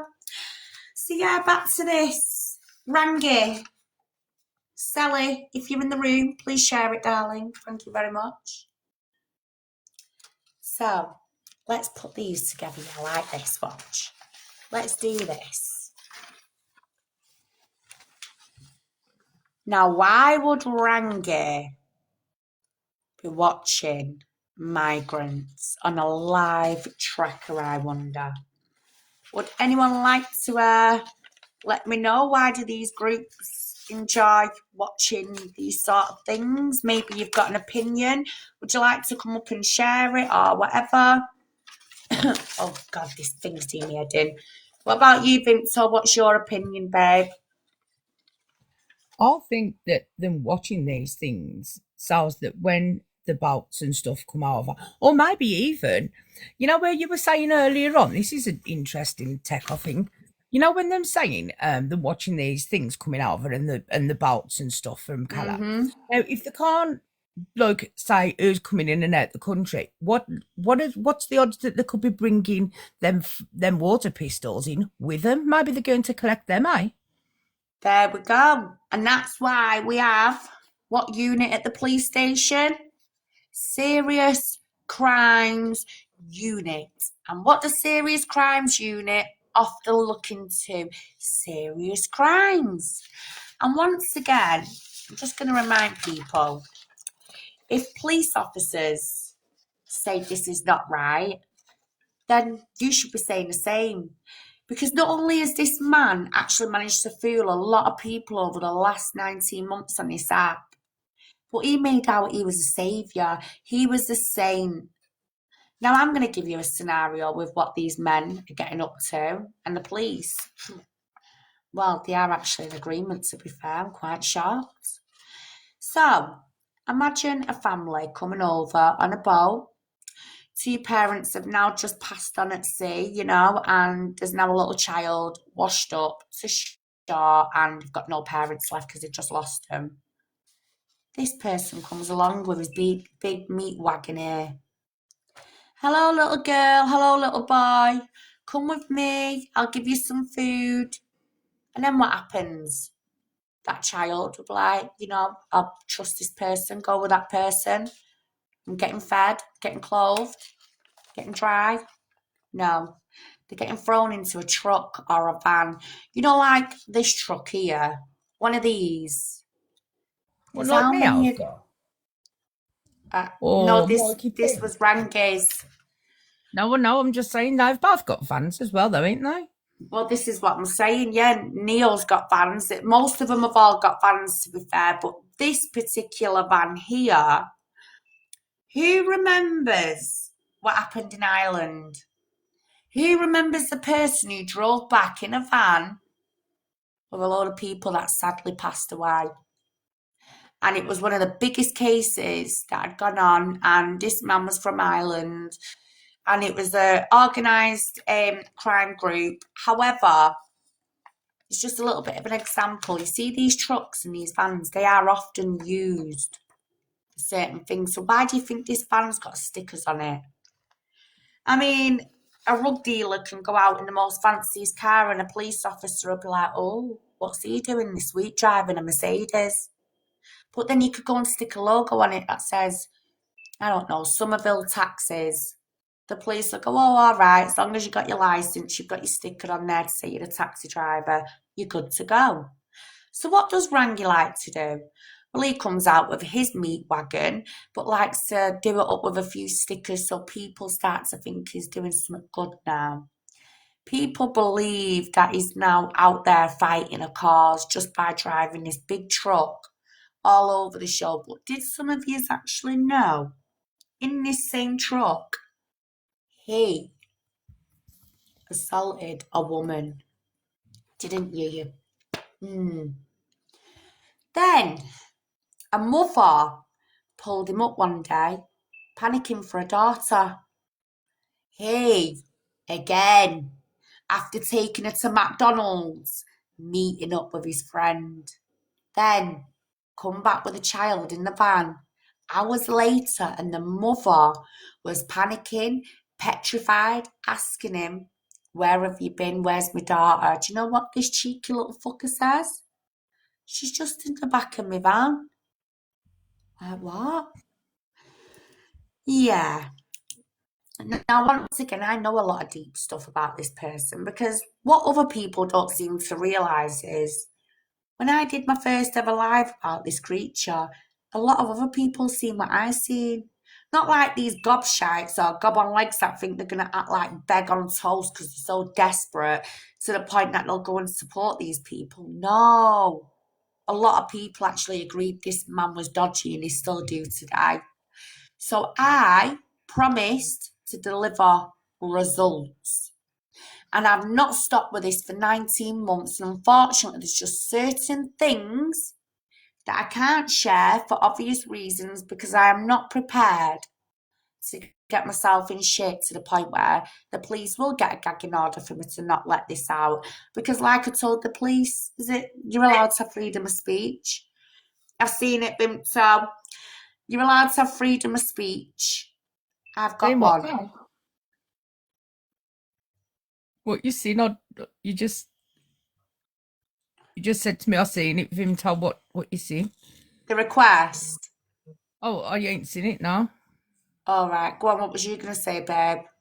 I was just asking you what you were saying because I don't know what you shouted before. Like you said, have you seen it? And I was like, no, I ain't seen anything. I just wanted to know what you was asking me if I'd seen it. Do you know what I mean? In fact, let's let him in. Let's say hello. It's One Love. Oh, let's see what our One Love's saying. Connection failed. Shouldn't have done. Oh, there he is. How are you? Hi, One Love. Hello. Long time no see. I know where you've been hiding. Hang on, Vimto, but are you still on the good side, One Love, or are you on the bad side? I'm always on the good side. I'm a side of good people, lovely people, good vibes, good atmosphere. Nobody wants horrible people in real life, and lives also. So it's I've been bananaed because of a specific certain somebody and his minions. I was bananas every time they saw me on any live. The man in that photo you've got there, the paper, the document, is super dodgy.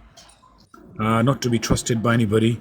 His minions that work for him, that he pays a little bit of commission to, any live they see us on, me, you, Vimto, anybody else that work against him, they get reported very quickly by not one person, but 10, 20 of his minions. There was a time when the last live I ran, which I got bananaed for, and that was my last warning, was probably about a couple of months ago. As soon as I saw the words wrongy is live or watching or whatever the word was, within 10 seconds my live got bananaed for no reason at all. I didn't even say nothing, no trigger words.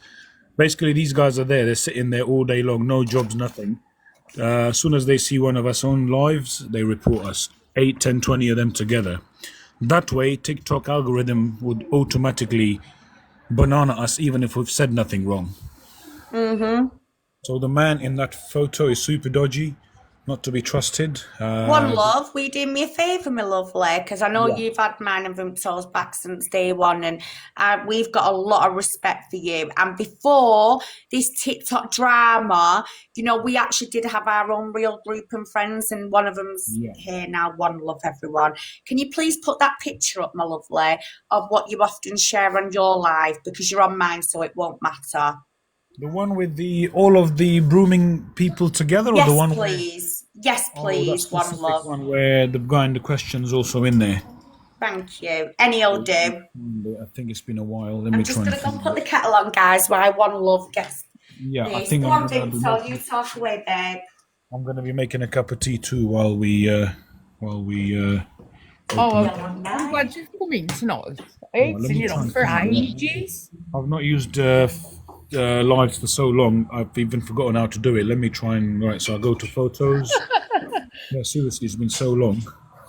Right, so could be somewhere. Honestly, these new guys that we've found. I mean, what it was, they got me bananaed, but I wasn't afraid. I wasn't gonna sit back and relax and leave them alone. No, I know that. The rage is still there. You ain't shied away from any of it. The rage that they've created themselves is still there because one of his chaps, his boyfriends or whatever called, Oh, I've forgotten even the usernames. It's been over 2 Now months. that clicker pick who always used to come into you. Mr. Too Busy, Mr. Too Busy. That Yeah. guy, I was on a live once and I asked Rongi, I call him Rongi, a question. Before he could answer, Mr. Too Busy had a go at me saying, look, leave him alone and, you know, this and that. It's like he's his solicitor, his minion, his ambassador, his You know what? He's everything. changed his mind now. He come in here the other night onto Shell's Live, Mr. Too Busy, and apparently he's had some kind of epiphany or some kind of something, or a knock on the head, whatever. Because he come in here and he was being all lovely and saying he was supporting us now. Oh, wow. That's strange. Yeah, I don't know. Mr. Too Busy was supporting us now. Yeah, I don't know. It's shocking, ain't it? I've only just come round from the shock, to be Doesn't fair. make sense. Doesn't make sense. Just came round the bend out of nowhere. I wouldn't believe that because I think they eat and sleep together. So I think they'll be up to something if that's what he's saying. But you know what? As well, we've got a little unknown people that actually sit and record these. Literally, yeah. I've always got some geezers on my lives. I don't know why they sit there for 7-8 hours with like 5 followers. They don't go to any lives. They just listen all day long, and they don't try and rise to see if they want to speak to us. So Yeah, there's they something. don't want to speak because they got nothing to say. Yeah, exactly that. Or it could be that they have 2 or 3 phones. These people that in question themselves are watching, and they have a spare phone or some spare Do you camera. remember Clicker Pick, who used to come into your live regularly? Oh, hang on, Vimto, hang on. We need to show him first. Receipts. One Love knows what we're like. There we go. Big up to One Love, everyone. Whoop, whoop. Told ya, you drama queens on here cannot take our real loyal people away from us. Understand that one, yeah? The hatches. But yeah, look, guys. Oh, look at that. Who's, I wonder, at the bottom left? It wasn't copy and pasted either, like some people like to refer to. Basically, I told you guys I was going to do a massive live on him. The day I done this live, basically, immediately he's had people after me saying, look, anytime you see this geezer's live, just keep reporting. And as soon as I ran this was a massive live. There was about 200 people watching on that day. Ever since this one, my account got bananaed because I was on last warning anyway. And Vimto knows I had 3 previous warning because of them. The last one, which once that got bananaed, I had to wait a couple of months before it got released again. So this was a massive live that I'd done, and I'd named it True Lies, exposing pretty much all of them, but this one in particular with the red circle, that face in there. And basically, he's never had the decency to actually speak about it. Every time he saw me on any lives, reported, even if somebody else is. So I'm sure some of the minions are watching this one right now. And my message, They've been watching me for months, as you know. and my message to them, Yeah, no but matter how Shell, much you know what? We've got true. our own unknown account recording him, ain't we, right now, actually. Do you know what I mean? So Truth always comes out in the end, whether a week later, a month later, a year later, a decade later. The truth always comes out. So whoever we need to expose will be exposed, slowly but surely, one step at a time. Well, guess what? No, sorry, Shell. One Love, we've got information on ClickOdick. Oh, right, okay, yeah. So ClickOdick has been doing a lot of involvement in LCS news, and I called him out one night. And, hiya, Penny, darling. I asked him, what was your agenda behind wanting to help protect the women and the kids if you've got no kids? And he actually admitted he's never had any issues with social services. So I'm like, okay. So he's referring back to about the mass graves, and it just was not relevant to today's shit that we're talking about. However, look at this. Look where we found he works. Oh, wow. Dudley Council. He volunteers with vulnerable individuals. So these are just volunteers here. But look, there he is with his badge. Dudley Council worker. Also, one very important thing I forgot. There was that Filipino lady. I forgot her username was Open Heart. Yeah, I think she's in here now. Yeah. Oh, yeah. Okay. If she's listening, basically, she was kind enough to give us a long interview on one of my lives, and she admitted that she used to work with him and the kind of dodgy crap that guy used to get up to, and tried to actually, I'm going to protect the identity of the person, but according to her, he's attempted to do some very horrible things to a lot of people at work, a previous job. So basically, the guy's past tells us a lot of bad news about what he's done to people. Some he's got away with, they're still under the carpet. Some did get exposed in the end, but because the laws are very soft, the rules in this country are very soft to do with these guys, PDFs, etc. He got away with most of it. The victims are still out there. They still remember his face and his smell and everything. Exactly. I'm glad you brought that up, One Love. And just to finish Clicko Dick off, his name is Manan Kawaya, service user and volunteer for Dudley Council Community Centre.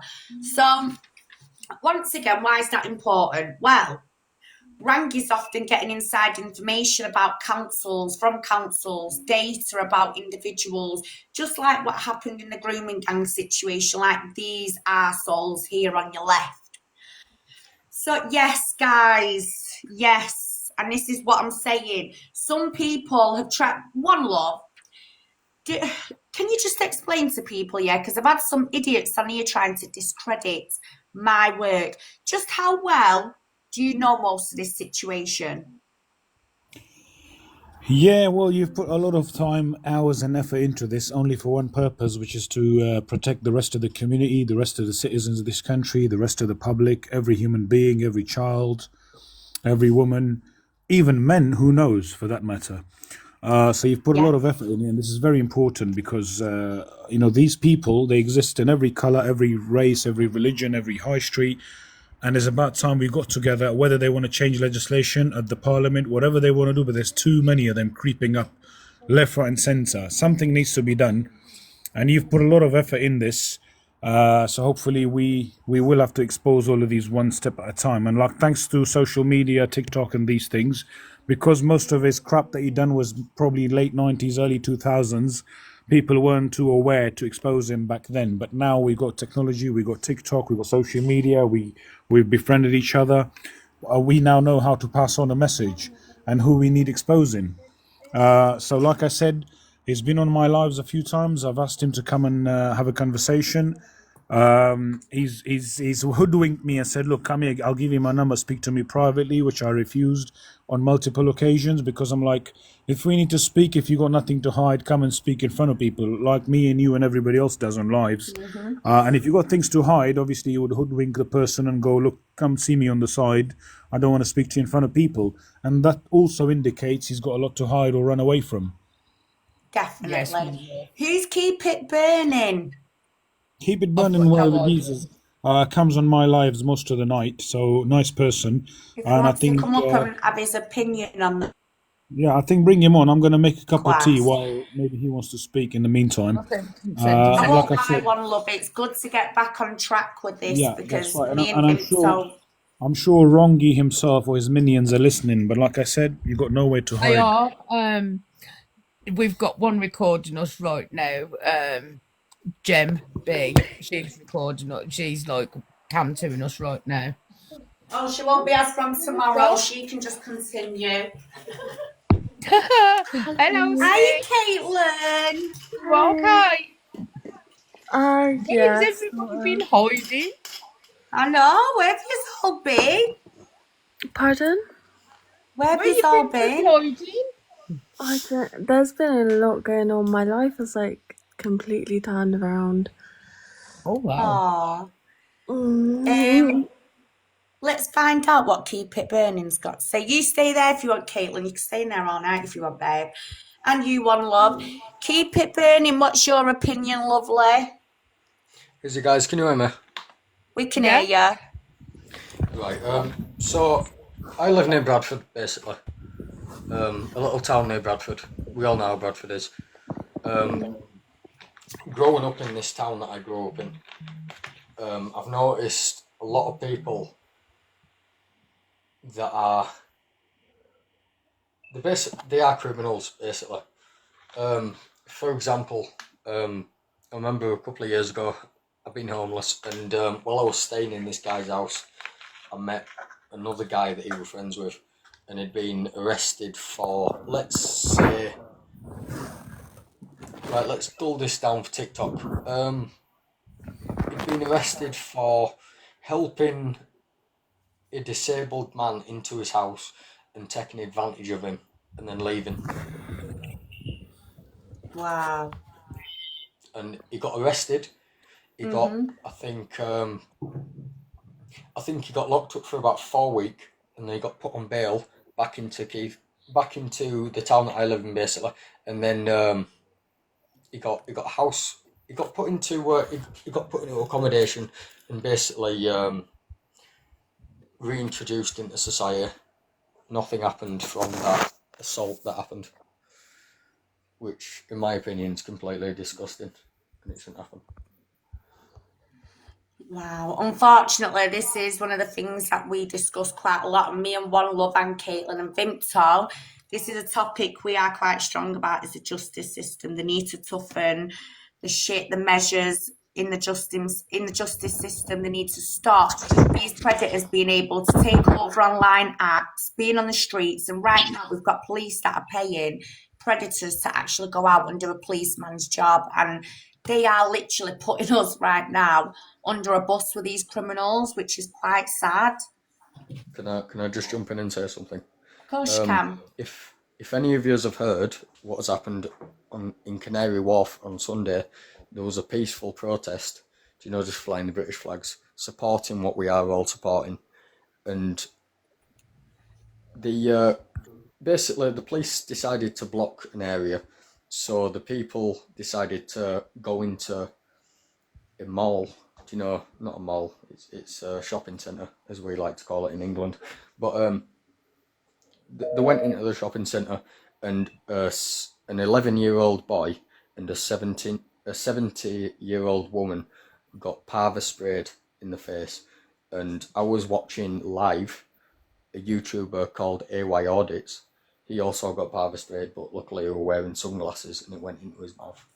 But this was a peaceful protest. You don't see any of this stuff happening when there are people who support the far left. Do you know what I mean? None of that stuff happens. They get escorted into towns. They get escorted out of towns. Do you know what I mean? Recently we've seen a slight change in the police behaviour, where they've realised that people who are literally being paid to come into these towns, you know what I mean? They're literally getting like £40 a day, I think, to come into these towns, and then they leave at certain times. But they're always being protected by the police. We're always being seen as, I wouldn't say I'm far left, I am a parent that is concerned about my child, and I'm concerned if I have any more children. What about their children? Do you know what I mean? I can be concerned as I want for my children in. So what you're saying is, for you, basically, it's not about the race, religion, that side of things. It's about you strictly being a parent that's worried for your child and their future, especially their children's future as well. It doesn't matter who it is at the end of the day. There is a lot of risks. One thing I will say, and I do need to mention this now, we do hear a lot of people go on about race and religion, and I need to make this clear now. When people use that attitude, oh, let's send them back, hang on. We don't need to be using that language or speaking like that, because at the end of the day, if we all sit down and just think logically, and this does come from my heart, guys, and I'm sorry if sometimes it don't fit with some people's narratives, but I look at it from a logical point of view. I look at it from all angles. Even without migrants in this country, we would still be left with DV perpetrators and rapists walking the streets. And today, once again, it comes down to the justice system. It doesn't come down to the race, the religion itself. It's all down to the government and the justice system, because they're not in control. And once again, there's narratives being put out in newspapers. We've got idiots that are sat here today online going, oh, well, there's more white grooming gangs. And yeah, we get that. Of course there is. But just let's look at the stats in other countries. you'll get in Africa, there's more gang rapes. In India, there's more rapes over there. Like, it doesn't matter what country you're in, at the end of the day, if our world is highly at risk, I think as a community we should all come together as one. But when people are making it constant about race and religion, guys, I won't lie, I get very frustrated, because even without migrants in our country, we've still got Jimmy Saviles in the world. We've still I got, think I think go people on. forget that England is more likely to have more predators that are white, because England is a white country in majority. Exactly, Maybe not in the past couple of years, because we need to realise that Islam as a culture, you don't get what's it called? You don't get baptized into the religion. You're born into the religion. So of course there's going to be. Do you know what I mean? And even about religions, no one cares about religion. Just like I said earlier, I grew up in a small town near Bradford, and in West Yorkshire, it's one of the most multicultural areas in the entirety of England. Religion is not a problem at all. But when people say that, yeah, there's more white predators in England than there is brown predators, than there is people who are from other ethnic cultures, of course, because there's more people from England than there is people coming in. But what I've found out recently is there's a hotel. I can't remember the exact name of the hotel, and I don't think I'd want to name it because it's probably just going to cause problems. But there's 40 men in that hotel, and this hotel I think holds 450 migrants, and there's 90 offences between all 40 of them, which is unacceptable in my opinion. This shouldn't be happening, especially when you're being provided everything. You're being fed 4 meals a day. Don't let anyone tell you that they're being fed 3 meals a day, because they're literally being fed 4 meals a day. They're getting paid, I think it's, some places they're being paid £8 a week, but that's only because if they got paid any more, they'd disappear and they'd buy their own property. And this is why we have a lot of problem with them working, because when they start working, then they can earn more money, and then they don't have to stay in the hotels anymore. Well, the way I see it is, it's similar to really like the predators as well, though, in prisons, if I'm honest. Like, I'm talking about from every race and religion. You've got men that are sat in jails, which are no different, and they come from all different backgrounds, and they're being fed 3 meals a day. They're still breathing and are still sat in a prison cell, and some of these men don't even deserve to be having 3 meals a day after what the crimes they've committed on some children. And I mean, like, literally, I say that with passion, because either way, once again, it's not race, it's not religion, it's just the way the world is going. There's no rules. That's all I'm saying. There's no rules anymore. I keep away from the race and religion side of it, because genuinely, I'm not natured like that. I'm really not. And I look at things from all angles. And as I say, if we didn't have migrants coming over here, we would still have to put up with Jimmy Saviles and Wrongans. And if you're looking at Tommy Robinson groups as well, there is actually quite a lot of perpetrators for DV. SA within that group. And last year, if you looked on the riots that was happening, most of the men that were stood there preaching about saving kids, not even allowed near their own. And then when you start to see why they're not allowed near their own, it's like, you know what I mean? Like, it's hypocritical. I just feel sometimes people want to cause harm to others, and I don't mean that in a bad way, but this is true. Some people will look for faults in the world, and they'll take it out on others, unfortunately, and it's just sad. It really is. But I look at it from all angles, as I say, because that's just the type of person I am. Yeah, can I just interject there? I just interject a little bit? So I completely understand where you're talking about the prison system. Keep it and burning. My problem with I'm just going to remind you, though, before we go any further, I don't usually have these chats on my platform because, as I say, I stay well away from race, religion. But if we talk about how perpetrators come, they come in all different shapes and sizes, and that is the God's honest truth. Do you understand what I'm saying? I completely agree. And the prisons too, they are Basically, protected. yeah, no, this is exactly what I was about to say. So in the prison system, they get locked in their own certain areas, so the rest of the community cannot attack them.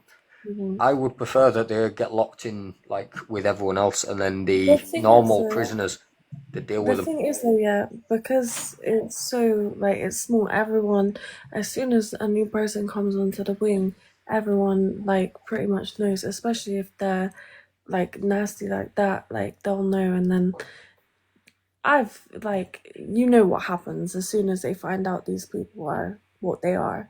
They like everyone knows. Come on, like it's not something that's sugar coated. It's obvious it happens. That's why they spend so much money to protect these people.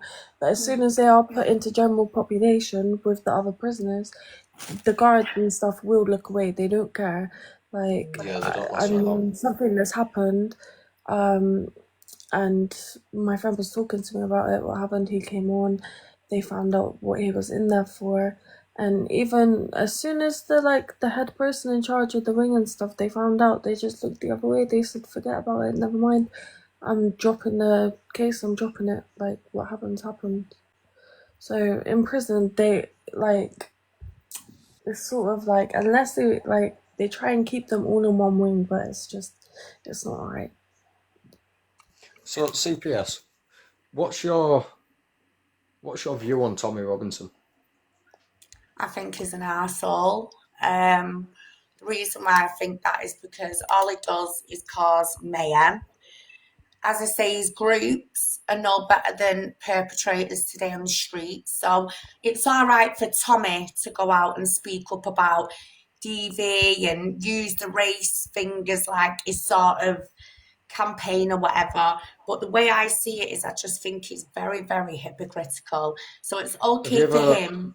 Hang on, it's all right for him as an Englishman to go out. Hang on, it's okay for him to go out as an Englishman with his English group of friends with the bald heads, and it's all right for them to attack women, the wives at home, abuse the children. But yet when it comes down to other people, they like to often use the race and religion thing as an excuse by finding a fault. But yeah, I think they're very hypocritical and they're causing mayhem. Don't get me wrong, some of the campaigns I have started where the victims have I have supported where the victims have come forward and spoke up. But I think Tommy, do you want my personal opinion? I just think he's a hater in the world and he's trying to get authority. And when you look at Rangi, Can I jump in this? Can I jump in, please? So basically, Tommy Robinson is a journalist from Luton. If you know anything about Luton, Luton is a small town which is literally the most heavily Muslim populated area in the entirety of England. I was born in Edgware, London, so I know what London's about. So have you watched any of Tommy Robinson's documentaries? I have, and I've watched the ones where he spoke directly to all the victims of these grooming gangs. So, just like I was about to say, you should know about these grooming gangs. He has been speaking out about these grooming gangs since before it was even known in the general public. And he has been literally, you know how the UK media is and how the government owns the media. He has been shut down by he's been shut down at every single opportunity. But keep it burning, he's now responsible for creating idiots like this. What I say? He's responsible. He's responsible for creating a bunch of idiots that go around thinking they can carry fire. He's causing a lot more division than needs to be there, and he's funded by Zionists. No. The EDL was out of order. Yes, go and study your facts. I have. Who's funding him? EDL. Who's funding him? No one's funding him. Yes, they are. Himself. He's got a Patreon. He's literally asking for donations. So yeah, of course he is. And then goes into court and pleads guilty, and you never get your money back. Are you for real? One of my friends is security. He's said he's a Zionist. This is not about race. This is about children that are being abused. Nothing else. This is what we're saying. Why are you bringing him into it then? Causing division? Because he is marching on September the 13th. Whoopie do, going shouting at buildings. How many kids is that going to save? Get real. We've been doing it for years. How many kids are you going to save yourself? Are you performing any matches yourself? Have you actually organised any matches? Right, so how does a march save children? Are you for real? This is about saving children. It's not about going to London and jumping on Tommy Robinson's bandwagon. It's not about creating any more racial hatred. It's not about division. It's not about all that we at are all. interested in is the children. Do you think over 1 million people all together of all races in London marching against the grooming gangs that are going on in England and against the government? This is what Tommy Robinson is marching against. I need to answer this. Michelle, can you just mute him a minute? I have. Let me tell you, buddy. Let me tell you straight, mate. I was talking to a lady who has a 2.5-year-old son on Sunday. This 2.5-year-old child went with his own father 3 months ago. This 2.5-year-old child's going, my daddy did this to my bottom. We don't give a flying about Tommy Robinson. We care about the white children, any colour children. Get that straight and get racism off here. It is nothing to do with race. Thank you, Penny. Well said. Thank you. And I'm going to say one thing as well. Once again, Penny's just hit the nail on the head. We ain't here for race and religion bullshit. We're simply here because we've been exposing one of these creatures for 19 months, part of a grooming gang, which One Love has kindly put the picture up, and yet you've come in here tonight and it's like, oh, Tommy Robinson, this, like he's some sort of saint, but he's not a saint, because I'm going to say something now. How is a march full of men going to help any victims of any grooming gangs, and how's it going to bring justice to grooming gangs in general if people are too busy marching up the bastard fucking roads trying to cause mayhem and stop the traffic? I'm sorry, but there's other ways of going around getting justice, and marching and attacking police officers and attacking government bodies is not the way to go about it. So if people don't like that shit, then that's fine. But I'm sorry, we're not here to discuss the ins and the outs of these protesting groups and what amazing people they are, because Tommy Robinson is not amazing. He's a piece of shit. And if he wasn't a protester, he'd be classed as a normal, everyday pubhead footballer, a hooligan, shall I say, who goes to the football to go and watch his football matches with the lads and have his pints.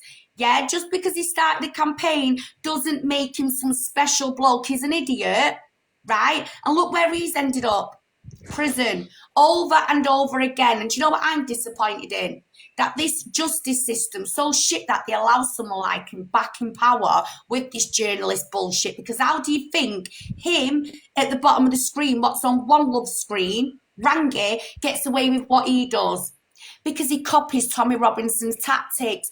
Oh, let's pretend I'm a journalist. Let's go round and do this and that. I'm sorry, but they're all as bad as each other, and I don't care yet. I'll say it how it is. They're a bunch of bully men who ain't allowed to be near their own kids, and they've all been done for DV in the past. So it's as simple as that. We don't support these type of groups. If anything, I'm saying they're not right, they're not normal. They're disgusting, and they're not acceptable to be online threatening people and also rallying up firearms to go around attacking, members of the police and stuff. I'm sorry, but no. So, yeah. Anyway, Penny, how are you, my lovely? Yeah, not too bad. Just sad listening to this lady and the story. I was just blown away by it, particularly now I know the father's applying for custody or supervised. Hey, just watch what you're saying, hon, because guess who's watching us right now? It don't matter. I'm not going to be mentioning anybody's names, and it's certainly a million miles away from that type of riffraff. I can tell you that for nothing. All right, the riffraff's been dealt with anyway today, all of them. I tell you what, Gob on fucking legs is going to have a massive shock tomorrow morning. Very interesting day about that one. We just don't need it to be about anything else. It doesn't matter what colour the perpetrator is. There are victims to all of this, usually children and their mums. It's not just the children, it's their siblings, it's their aunties, their uncles, their entire families are being smashed apart. All we're trying to do is raise awareness against particular groups of people who are predatory. It's not about... What It's colour? that Atball pen. Can you just explain a little bit, Hun? Because I know, well, you know quite a lot about how these groups operate online, and what I've been exposing for 19 months. You've been on this journey practically from the very start. What have you seen with your eyes, and what information have you collected by people that have been close in your own circle? No names, obviously, but what information and feedback have you had about LCS News, the Minions, Rangi? What's your take on things? I've been watching him personally for a few years because somebody I know was involved in the court case in Middlesbrough, where he was fined for harassing them. So I've been half an eye on him, and you can see what he is. He puts himself in positions where he's claiming to be a knight in shining armour. He's on social media. A lot of parents are scared and vulnerable, and they don't know the process. They don't know the system. He goes on there offering his services. Oh, I'll help you. I've got a team of legal bods. He has got no one of any legitimate standing. He's not a professional. No professional will go on social media and beg for your details for a start. He's got no insurance. He's got no professional staff that I'm aware of. And 3 people I know personally have been involved with him very closely. There's no safeguarding officer. There's no safeguarding principle. There's no guarantees. You might as well just throw a pebble on a beach and see where it lands, because he's a dangerous man. He's a predator. There are 2 types of people in this world, predators and protectors. He falls into the first category. And he'll go and he'll do his talks and he'll encourage these poor vulnerable women. Oh, read that out about my wife. Read that out about this. Read that out about that. Taking absolutely no account for his actions. And when you pin him down and ask him these questions, well, did you go in jail? It's a simple yes or no. You listen to the videos that Michelle puts out and you're going to hear, well, I went to the harbour and I was I was a victim, and then they made me out to be a perpetrator. Oh, and they changed my medical records. Or anybody with any ounce of credibility would know he's talking out of his butt. Andy, do you want to come up as well, my lovely? I think it's important you come up here, Hun. Only if you're up to it, darling. If not, don't worry. But I think Rochdale thing, I think it's important you have your little say on that, because it's been a long time since we've got back on track with these lives, and it's just so nice to have my usual faces, my usual team, especially our Penny. And Penny has been a massive support for many, many months. In fact, she's like my mum. She's like a second mum to me, that woman. Vimto, she's my bestie. I've got our Paul as well there, who's been absolutely amazing. We had our ups and downs a few weeks ago. Unfortunately, a lot of people who like TikTok drama have tried to create divisions, but they can't do that. Do you know why? Because we're all adults in this life, and once we draw a line under something, we move forward and we keep that loyalty. And one thing I'm going to say about everyone tonight who is in here, these are all the people that have been so supportive since day one, never turned against me for nothing. Even the bullshit that comes out of people's mouths, you know why everyone don't believe it on here? Because they've watched me from day one. This is where some people have just like not grasped that. And as I say, I've got a lot of respect for many individuals on here, including One Love, Penny, Andy Marie, Nat, Vimto, everyone. Yeah. So I'm going to bob to the loo and get a drink. I want you lot to have a little chit chat. Pure, if you want to come up, Hun, the only thing I'm going to say is you've got to be patient, my lovely, in the boxes, and please just stick to the Rangi situation. None of that she's had shit brains, because we've had enough of that creature. Michelle, can I pick up? There's a lady in the comments called Lisa who's saying, why do you say we care about the white children? No, she ain't blocked, huh? I was going to say... We've got the recording, guys. We always record. We don't care what colour. We really can't define that. And if Gemma Bloomer is listening to that, make it quite clear to that dumb ass about her, a data, and anything else that hangs around with her. We are not interested in your dramas, love. Go and find yourself someone else to play with before you really do get a slap. Can I just say, Justice is sat there watching us all. This is the woman right now who's actually supporting him in that bottom box there in One Love's green screen. This Justice has been sat here every day trying to badmouth me. This woman don't know me. She's trying to discredit me. I don't want her viewers. I'm happy with mine. As I've just said, all these viewers here of mine have been here since fucking day one. However, this creature is so jealous that she's Daisy's sister? Is that Daisy's sister? That's Daisy's sister, yes. What a pleasant lady Justice, isn't? Well, last night, you want to hear what was coming out of this bitch's mouth. However, if you all go on my TikTok, guys, you will see Justice, a.k.a. JODIE Green, is another one who's been exposed for being a bully online, coming out with the most disgusting things, including selling me as well to a man on TikTok. I mean, Jesus Christ. However, she's going to have the shock of her life this week because you know what? I actually plucked up the courage to do something, and this is where some people shouldn't share certain things on the Facebook. So I've given this place a good call today. Something's going to move forward. I'm going to leave it at that. But I tell you what, one thing she don't want to keep doing is pushing it with me. She can keep stalking, watching. Oh, I can see you now. They're going quiet. Like what? Yeah, just no huns. Just no. Yeah, hi guys.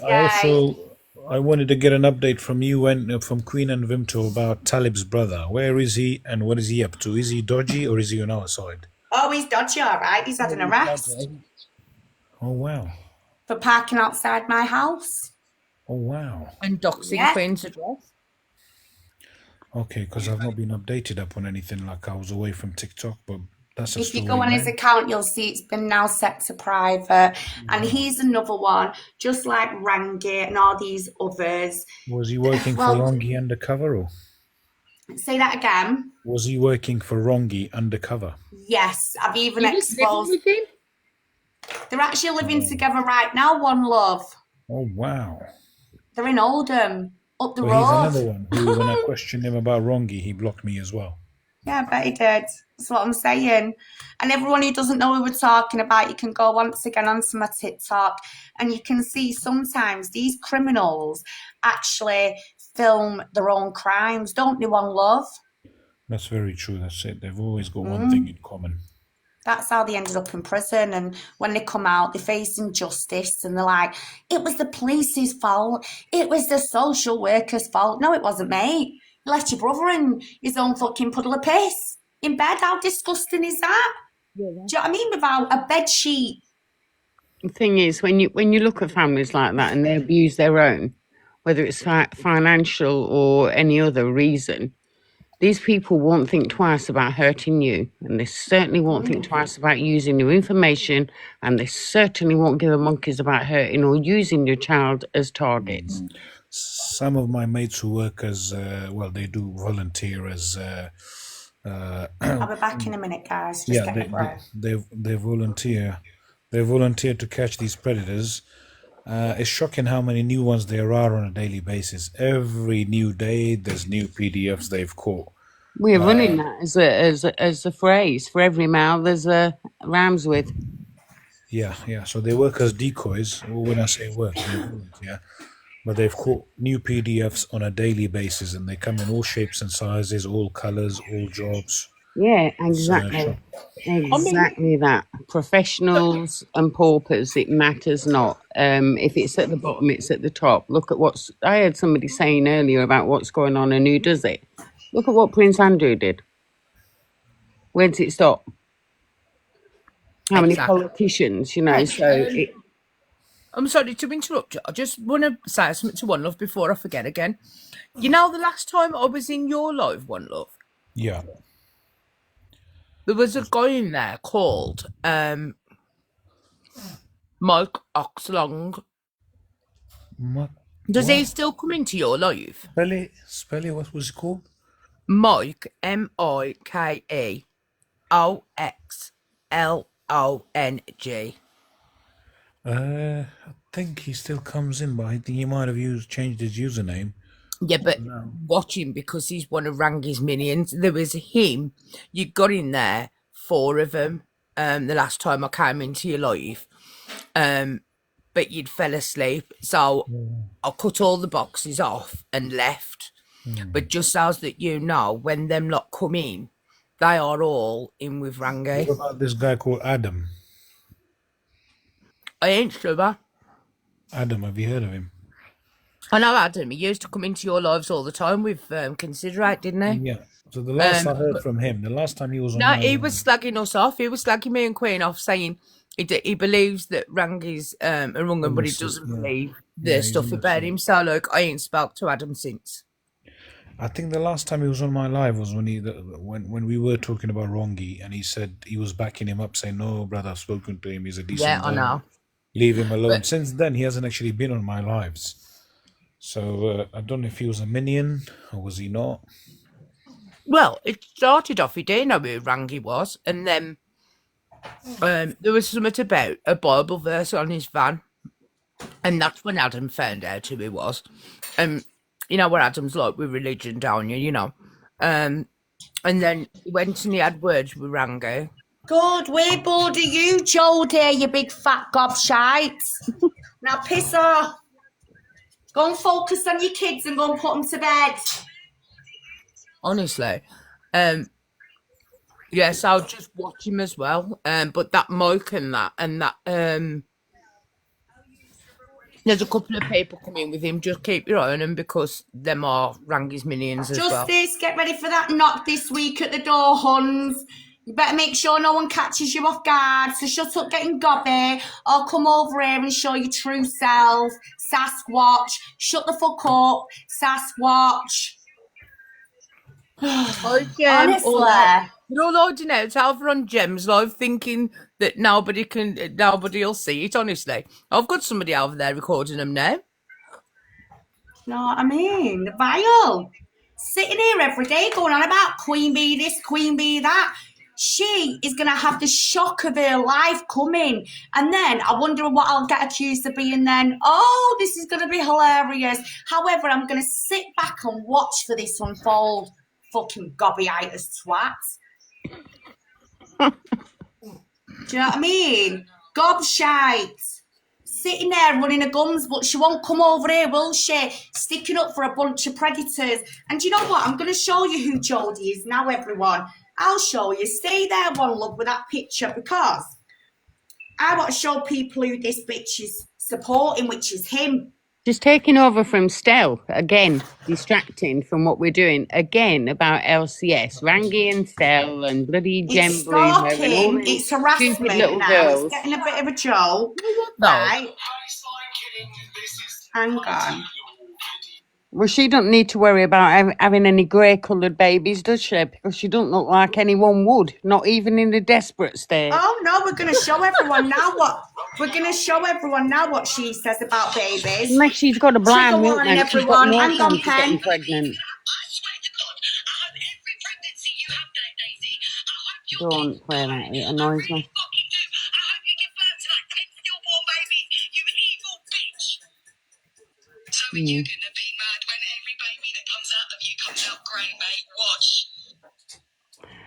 I can't even listen to that show. It makes me feel sick.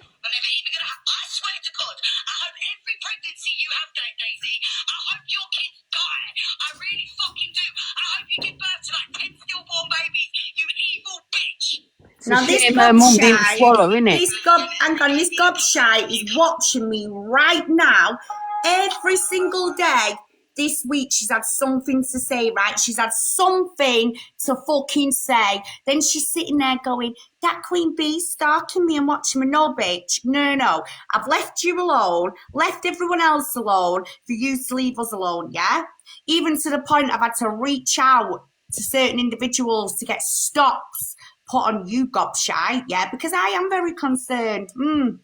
So, one thing I'm going to say to you, JODIE, yeah? Keep pushing it because I'm telling you now, you trying to be me or thinking you're something special, you're fucking not. Let's show everyone, shall we, what you look like and what you did to me not long ago, shall we, online. So you see this Miss Blobby here? She likes to support this here. We're going to get into this now. I'm going to show you who I'm fucking dealing with right now. She's an attention-seeking twat. Listen to this. That's my customers, babe.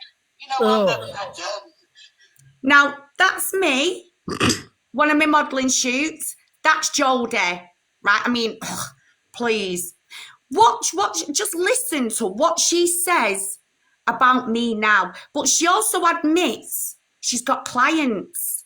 Now, be careful with what you say, bitch, and just stay humble, yeah, because when you look like Sasquatch and I look like that, we ain't in the same lane once again. Intelligence and beauty, one thing you ain't carrying apart from that fucking gob. So let's let everyone listen to what a wrong'un you are, Jodie, because why are you sticking up for Rangi again? Why are you sticking your nose within grooming gang members?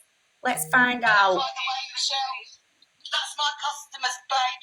You know I'm the madam. Where's she from, Jodie?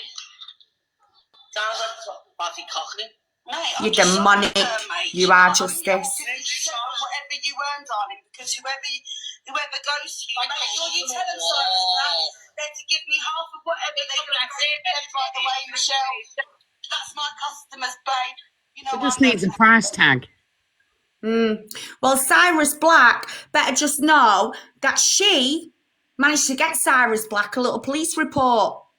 I mean, who would want to sell a girl or a woman online and act so proud and then go, they're your customers, but you've got the cheek to call me?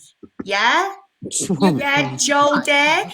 Hang on, let's let everyone just listen to that one more time. I hope we're boring her a bit more now, because she probably don't like the sound of her own voice.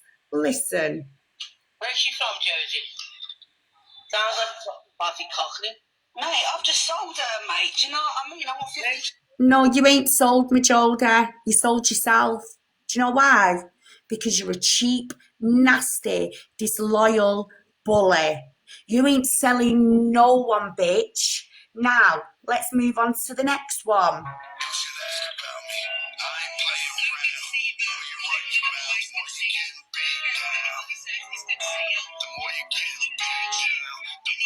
It's coming, guys. Just keep watching.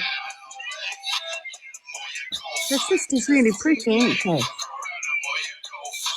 So at this stage, she was rubbing it on, going on with herself, and because she weren't focusing or keeping her eye on the ball, Sasquatch nearly turned her poor cat into a pair of fucking fluffy sliders, right? So, listen to the rest now, and this bitch wants to come at me and talk about other women and parenting. Oh, and dead babies? I don't think so, bitch. Let's show everyone now just how low you go, shall we, Jodie? Little kicking in a minute, guys. No, look at that bed straight up a window. She's like, oh, pussycat. Pussycat. I'm a demonic bitch. I'm sorry. Pussycat.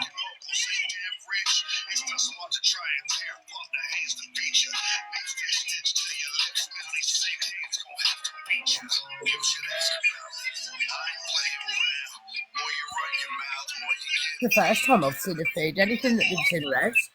As well, she keeps going on about my house. I've never seen anyone with a bed or a bed sheet in the kitchen. Fucking hell, I bet that stinks like pure chip fat and everything. Oh, Jesus. Girl, I need to just pause.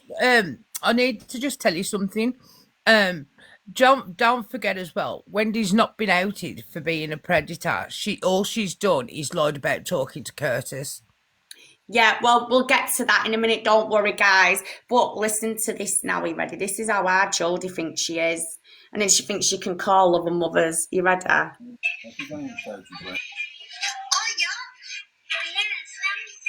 can I do for you? What do you want Mama do? She wants us to shut the fuck up. That's what she wants. Let her watch Peppa Pig in peace.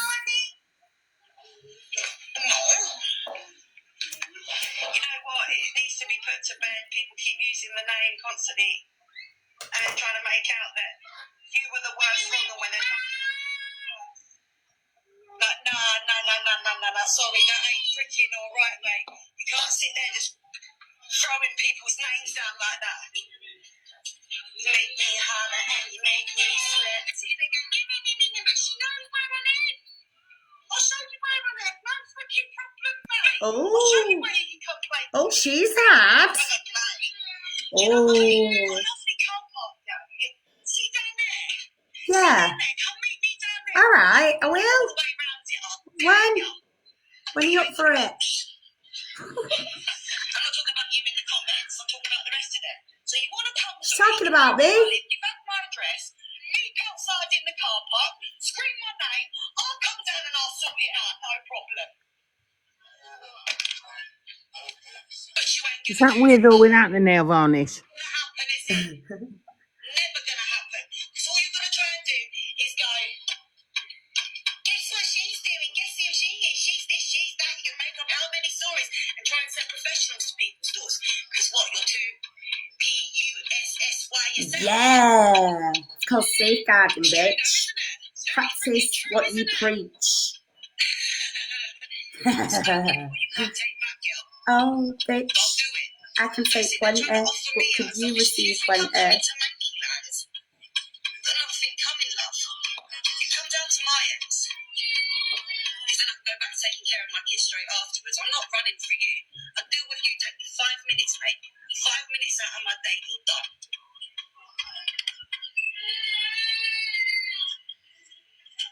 People want to know what I'm like. I am like it. People used to try this 4 years ago. No one would come. Wonder why. Maybe I'm a psycho bitch. There you go. Took the words right out of my mouth. Oh, God. She's demonic. I'll tell you why. Yeah, a bitch. Gobbyitis. Very fiery. Got a big mouth. Jodie, you're looking rather yellow jaundiced there and a bit anemic, you know, Huns. Maybe you need to lay off that green stuff. It might do them eyes a little bit of a favour. Because the fact that your eyes are looking like that red, Jesus, if I was your social worker, I'd be requesting some blood tests right now. Are you fit to be a mother? Well, maybe you'll find out this week, because I told ya, keep fucking with me and keep talking about my son who is ill. What did you say about him the other day? She's got a terminally ill child. Why is she not looking after him? Well, let me ask you a question. Why are you getting all Rocky style, Ricky Hatton, whatever you want to portray yourself as, on your balcony like your Billy Big Spuds, while your child is trying to get your attention? Now, there's a difference between me and you. My son is 16. He can literally, you know, tell me what he wants, when he wants. But you've got toddlers. But you thought you could come on here, didn't you? And what did you tell everyone? I'm not taking care of my child, you said, didn't you? So this week, everyone knows, yeah, I've been going to the hospital with my son, and I'm not going to go on about my son too much because I ain't going to feed these absolute donuts what they want. But one thing I ain't going to have is some grown-ass woman who portrays herself on Facebook, because this is what Jodie does. She's all about the Sen community. Well, where she went wrong, she shares certain things. And luckily, it brings you to emails. Then luckily it opens up this little pathway for you to like send some videos of her behaviour, and then you get calls and you're like, oh, when was this? Oh, not long ago. Okay, we're going to look into this. Just leave it with us. Because now enough is enough. You won't ever come on this app and parade my dead mother along with any little creatures on here. You certainly ain't going to try and degrade or, you know, discredit anything that I've done on this app. In fact, I would love to see you to go and hunt down a real big man on the streets, because you wouldn't. You're the PUSSY, Jodie. What you are is a bully. And when someone like me come along, you're threatened, aren't you? Why are you threatened? Is it because you do look like Miss Trunchbull, and anyone that seems to be prettier than you, smarter than you, they're building a platform? You don't like it, do you? You're very intimidated by it. Well, I'm glad you are, because I want you to know, I did say, one day you're going to mess with the wrong fucker. And this time you have. You're lucky, because I don't condone violence. I mean, I'll offer you in the ring. I told you, come to Manchester, we'll earn money for the Maggie Oliver Trust Fund. Let's raise money for all them victims you've been victimising. So, you know, when you've been sticking up for Thomas Anderson and Rangi, what have you been doing? Throwing victims under the bus. Well, I think you need to... How can she advocate for other people's children when she can't. don't even look after the ones in the room with her? No, she doesn't. And do you know, I'm sick of people as well pussyfooting around that. So why is it all right for JODIE to sit on here day in, day out and talk about other people's parenting, wishing dead, stillborn babies on these poor women, including her own sister? She comes on here and plays at the heartstrings, and people go, poor JODIE. Well, no, not poor fucking JODIE anymore, because sometimes us adult women have to take accountability and we have to start growing up.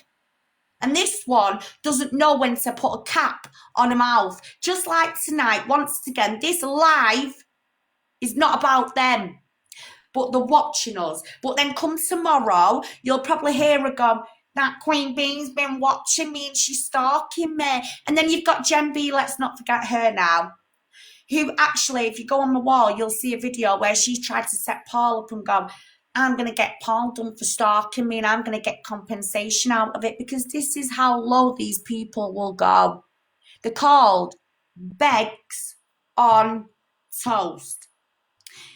They want to try and be something they're not online, and the fact that they tried to copy our style from the other night, well, that was more, that was just desperation. Really, you've got to copy someone else's personality and natural sense of humour. So what? Get a bit of clout yourself, because we know you ain't got nothing natural about you apart from your bullying. And you can call me a bully all you want, JODIE. What I've done is simply stand up for myself. And with the bullying that you've done towards me the last few weeks, well, I'm just simply showing everyone what you've done. And now you are going to face repercussions. It's just, yeah, it's going to go the way you dread. Do you understand what I'm saying now? So don't ever threaten my... Oh, she'll be on Rangi's thing then, won't she? The social workers have stolen my children. Yeah, she won't she be will. sitting there saying the truth, will she? Oh, I couldn't be bothered with them. I didn't do anything with them. I put even TikTok first. That's all she'll be like. TikTok comes first. One of the worst mums I have seen for a very long time. Yeah.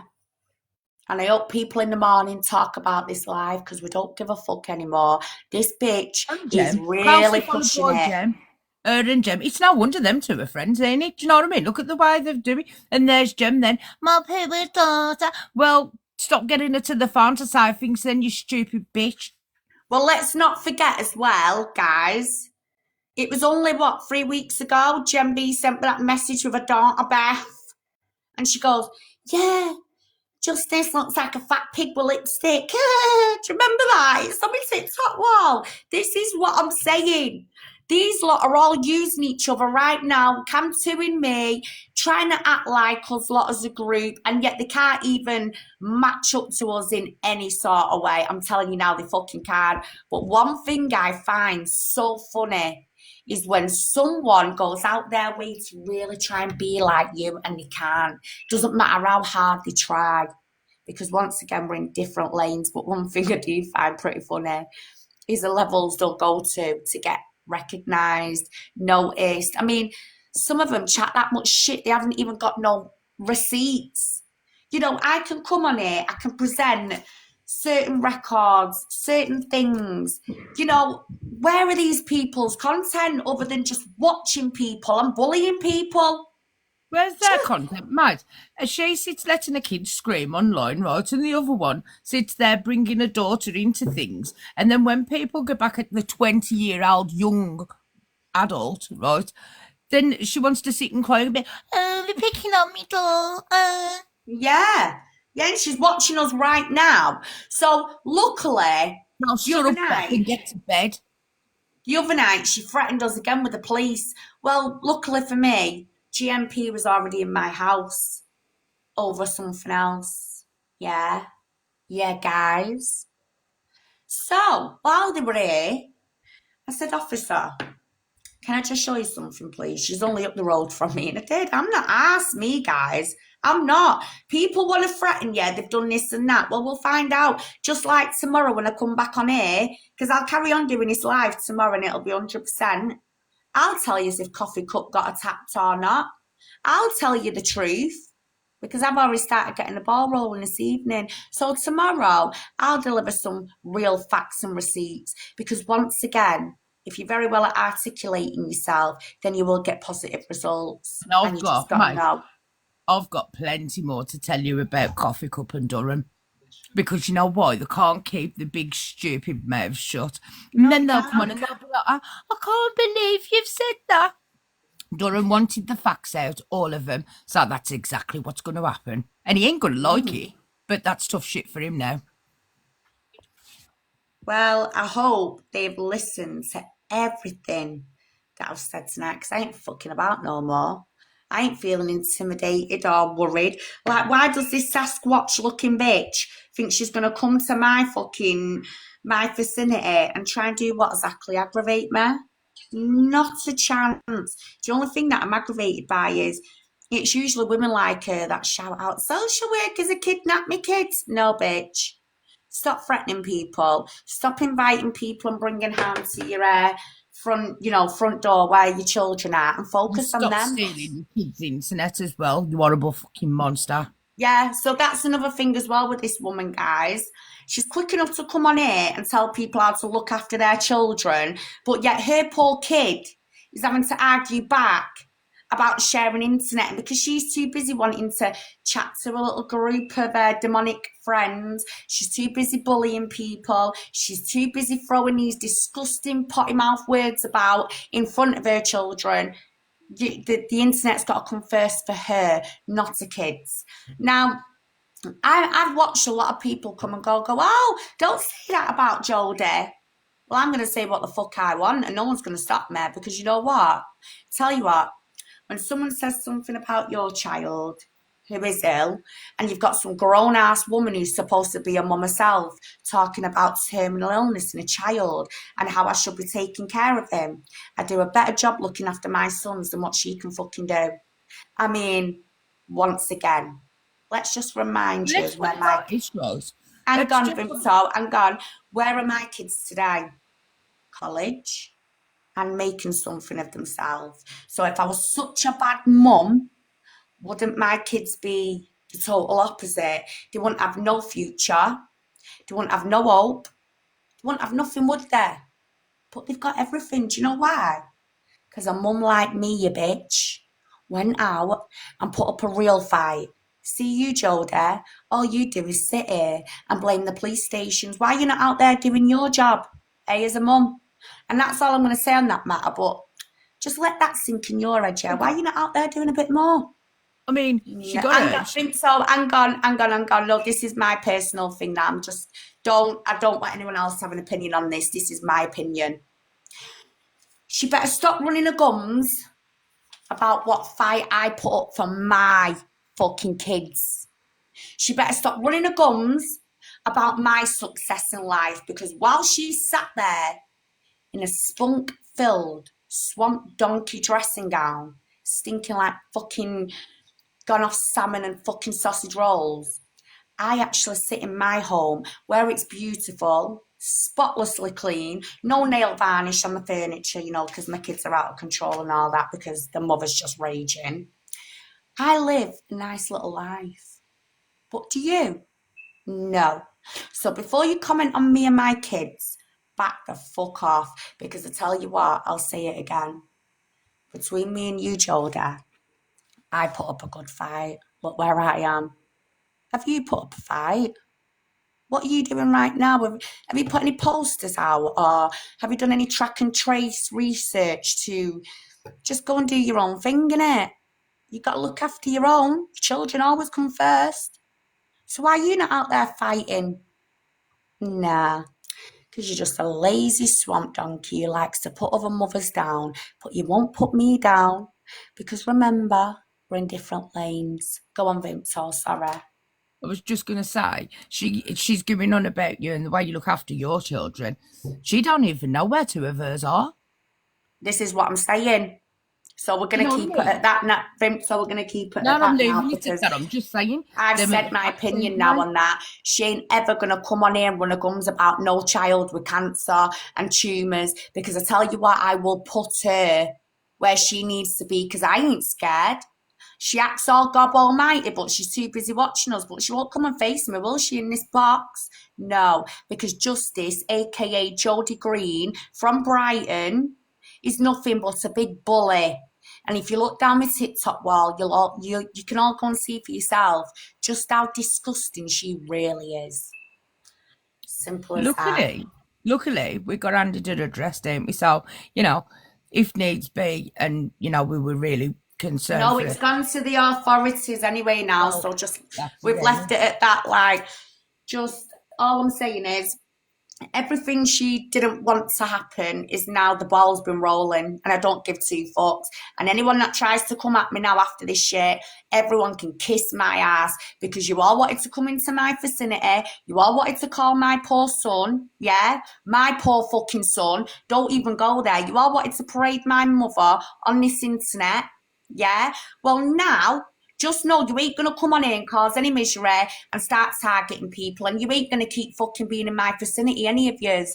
But yeah, the other day, Jam, just know GMP watched you very, very closely. And even the officer said, what type of grown adult is sitting there watching others constantly and speaking about them? And what was funny, they was here for the Rangi situation. And it had gone from watching a video of you discussing that inappropriate video you shared of me. Do you remember that, Jen B? And my child and my dead parents, all in an AI generated video. And look at your little cronies. Now you're all sat there going, Rangi never did that. But Rangi, in his own words, admitted to you he got arrested. To get arrested for that crime, there's got to be enough evidence, right? But you just keep pushing it and pushing it and pushing it, don't you? And what have you been doing? Sharing that video around. So yeah, GMP got the whole shebang, you silly bitch. And then he also caught you the other day chatting about, I've sent loads of evidence to the police. Yeah, you said they're going to track and trace through the 5G. Are you for fucking real? Are you for actually real? Seriously?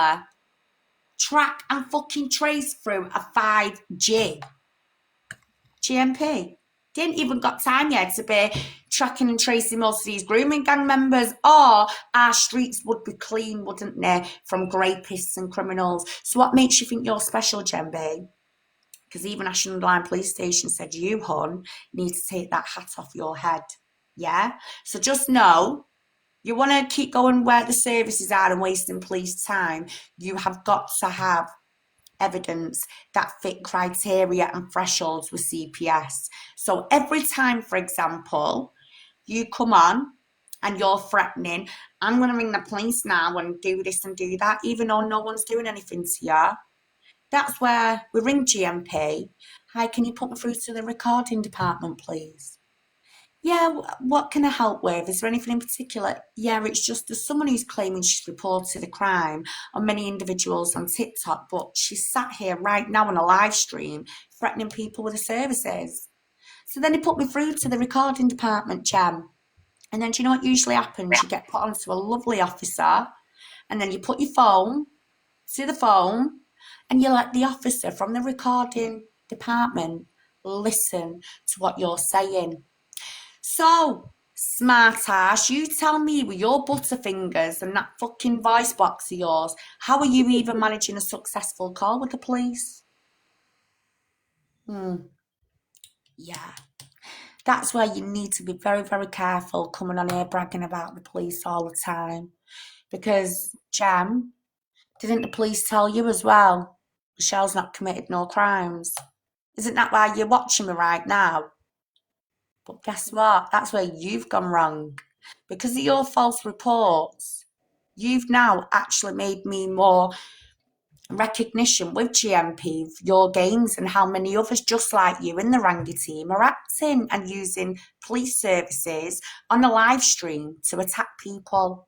You do know that is committing a criminal offence, don't you? Or are you just, has that butter got to your head? On a serious level, do you think you can keep sitting on here causing shitstorms? You're watching me right now, but then come tomorrow, that Queen Bee's been watching me and she's stalking me. No, you're watching me right now, aren't you? Eh? How are you watching me right now, Jem? Eh? You're watching me, aren't you? Because why is that? You're obsessed. And what you think you can do is go around, bully people, cause a shitstorm, and when shit comes back to you, you go running to the police. Well, I'm sorry, but not on my watch. And luckily, as I say, I can just ring up 101, ask them to put me through to the recording department, give them a simple crime number, which, just know this, stay humble. Yeah, that's all I need to say. Stay humble. The reason why they're speaking on these wrongings is because for some reason they're either being blackmailed by him, they're either being promised something by him, God knows what. However, I do think it's just a personal thing. They're using each other to get back at me. And this is why I'm doing these lives about this woman at the minute while she thinks she can keep watching me, because these women are the type of women that are actually throwing victims under a bus. So not only is my address been shared around between this group, but they've also sat there and made some disgusting allegations and lies. Now, I mean, I do need to remind you, don't forget, Rangid, the big boss himself, ended up in court. He has actually got 56 dishonesties as well within his criminal record. But look at that. Why is that? Why is that? Because he made false allegations about social services. So now, because he's been caught out for being a wrong'un, he's now twisting narratives, deflection. And once again, I'm just going to make it clear. If he was innocent, he would have walked away with that in his pocket. Instead, he walked away and he's owing that to the council. These men think they're above the law. And when you get the likes of Justice and Jem B, they've been easily manipulated. They've all got things in common. And do you know what it is? No life, a tinfoil hat, a set of mushrooms, and they're all chatting shit because they have faced some type of injustice. I mean, Justice has faced injustice, hasn't she? Because when we look at her situation, social workers didn't do a good enough job to help her. I get that. I empathise with her for that. However, as a parent, it's down to you as well to meet them halfway and work a little bit to show your kids that you love them and you're going to fight for them. So we have to look at that scenario too, because when we look today, she's not exactly fighting, is she? She's just bullying. However, what's the other reasons for all these other people? Well, Jem B, we know she's been in the criminal system. She can keep throwing off, oh, she's lying. Show us that passport a bit longer, bitch. That's right, you won't. We don't want your date of birth. We're not asked about that. Cheers, Paul. We're not asked about date of birth. We just want to see your name. Yeah? But Gemma Stafford Bloomer, originally from Bolton, yeah, lives in Rochdale. You can't come away from that. I know deep information about you too. In fact, I've had a good chat with one of your mum's friends. It's amazing who you know from Oldham when you live right up the road in Rochdale. But Oldham especially, because, Jem, you have a bit of a reputation, don't you, girl? Eh? Jesus. Don't know how many fucking horses you've jumped on round over the years round here, but I know quite a few of us spoke up about you. I know you used to get high and do anything for a phone charger. And what, you can tell me I'm lying now? I mean, don't worry, I'm going to come to you again one night. We're going to have a full-on live about you if you want to continue this shit. But just know, there's no more using GMP now, okay? Because this live is being recorded as we speak. And tomorrow, when I go and have my little good meeting, which I'm excited for, you Huns are going to be involved in that meeting. So this will be classed as further evidence you watching me this evening. And yes, I have got a meeting tomorrow with the police. And I'm excited. Because it's not just with the police, it's with Nexus House Serious Crimes Unit. Because once again, and I'm going to say it so they can all hear me, we've got Mike Oxlong, right? We've then got this creature who goes by the name of Clicko Dick. Then, and I will be carrying on tomorrow, guys. I'll be playing all my videos, but I'm not doing it while they're fucking screen recording. It's getting a joke. So, And believe me, by tomorrow, this shouldn't be screen recording because they won't have an opportunity to, especially Gob on Legs. Believe me, it's coming. Thanks, Cat Darling. So, guys, here's Crime Stoppers number 0800 555 111. If any of yous get approached by this creature here with the weird cock nose, please do ring 0800 555 111. I will repeat, Crime Stoppers 0800 555 111. This man has got links in Liverpool, London, Cheshire, Blackpool. He's also part of a far-right group who's also been arrested with firearms and plotting and planning little terrorism offences. Oh, yes, and he can't deny it because he's actually admitted that in his own words. However, this one likes to go around attacking emergency workers. So if he's capable of not giving a fuck about emergency workers, with caution, please do not approach him and come away and ring the police force or Crime Stoppers.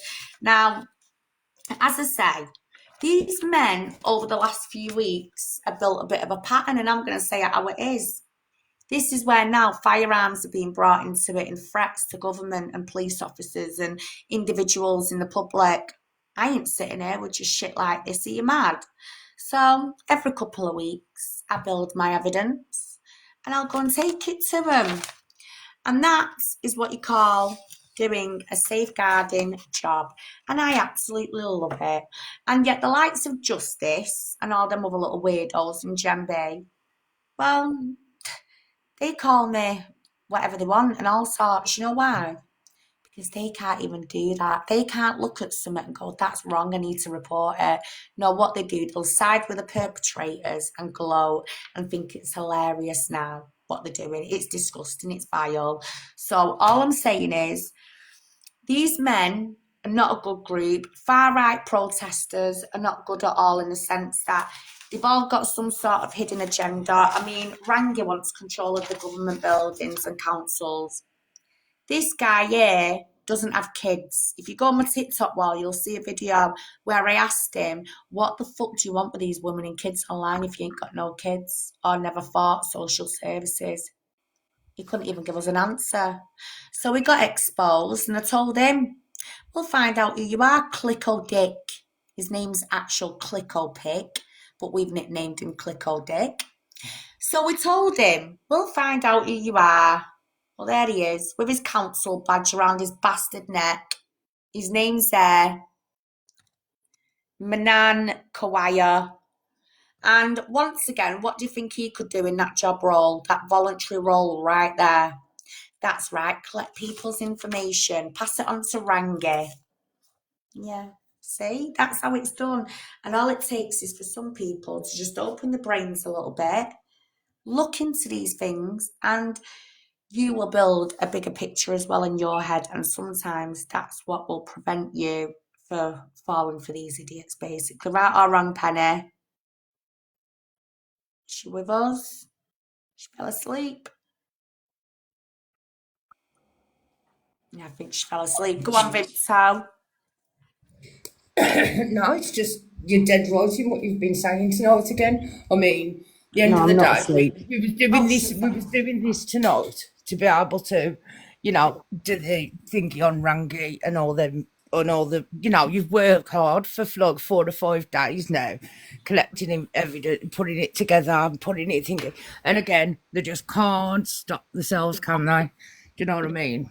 You know what though? It's because they're supporting him. Like that big fat horrible fucking Broughton beast was in his live and his comments on Saturday night. Do you know what I mean? Like literally supporting him. Everybody knows what he is, and yet they're still in there supporting him. Rangi, do you know what I mean? Just absolutely. This is it. And do you know what? They're getting involved in shit that, well, it isn't nothing to do with them. Go on, Penny. You all right, my lovely? Yeah, just leave them to it because they're leaving themselves wide open to being abused, you know? It's as easy as that. He will turn on them. Rangi will turn on them. But nobody is safe with him. Nobody. Unless they're on his side and playing his game. No one is safe with them. No one's details, nothing about your family would be safe with him. You're putting yourself and your children at risk by giving him any information. and any of his associates, Neo Anderson. I mean, look what Raffia did. All of them. To that poor girl.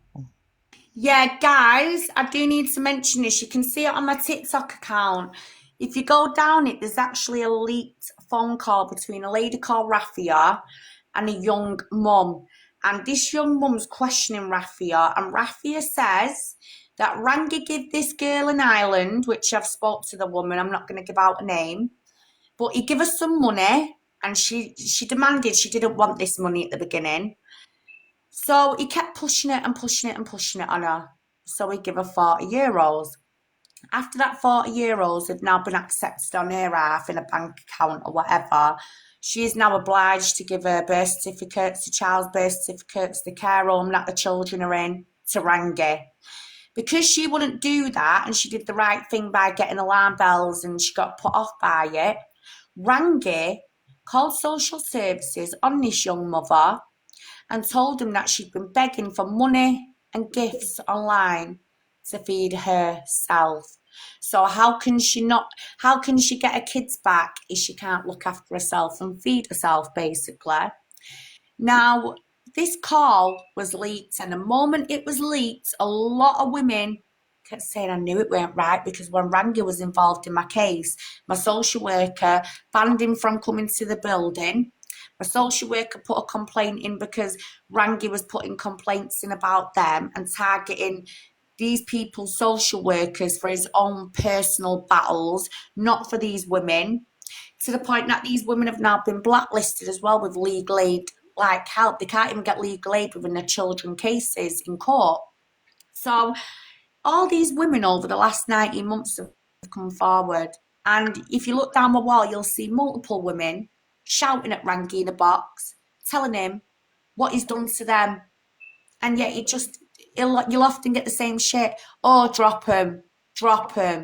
He wants to be in control. He doesn't let these women have a say. But he's good enough to have a say when he's draining people's bank accounts, when he's taking people's details. And I say it all the time, you won't give your bank details to a stranger. So why do you find it so easy to hand over your children's birth certificates? Things like that to these men.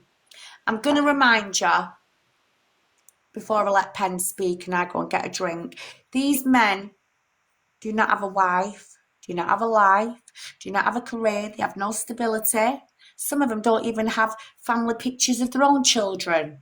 So then you often think, what would his agenda be behind this? Like, it's simple. Look at Rangi. All his kids are in the 20s, early 30s, and the youngest is 16 and lives with his mum. He's not allowed to see Rangi, and he doesn't want to see Rangi. But Rangi won't tell you that side, will he? No. So then I've been getting attacked. Have you been speaking to Rangi's wife? Why? No, but why? And then I get women like JODIE pushing it and pushing it and pushing it to find out information. And that shit, that's scary.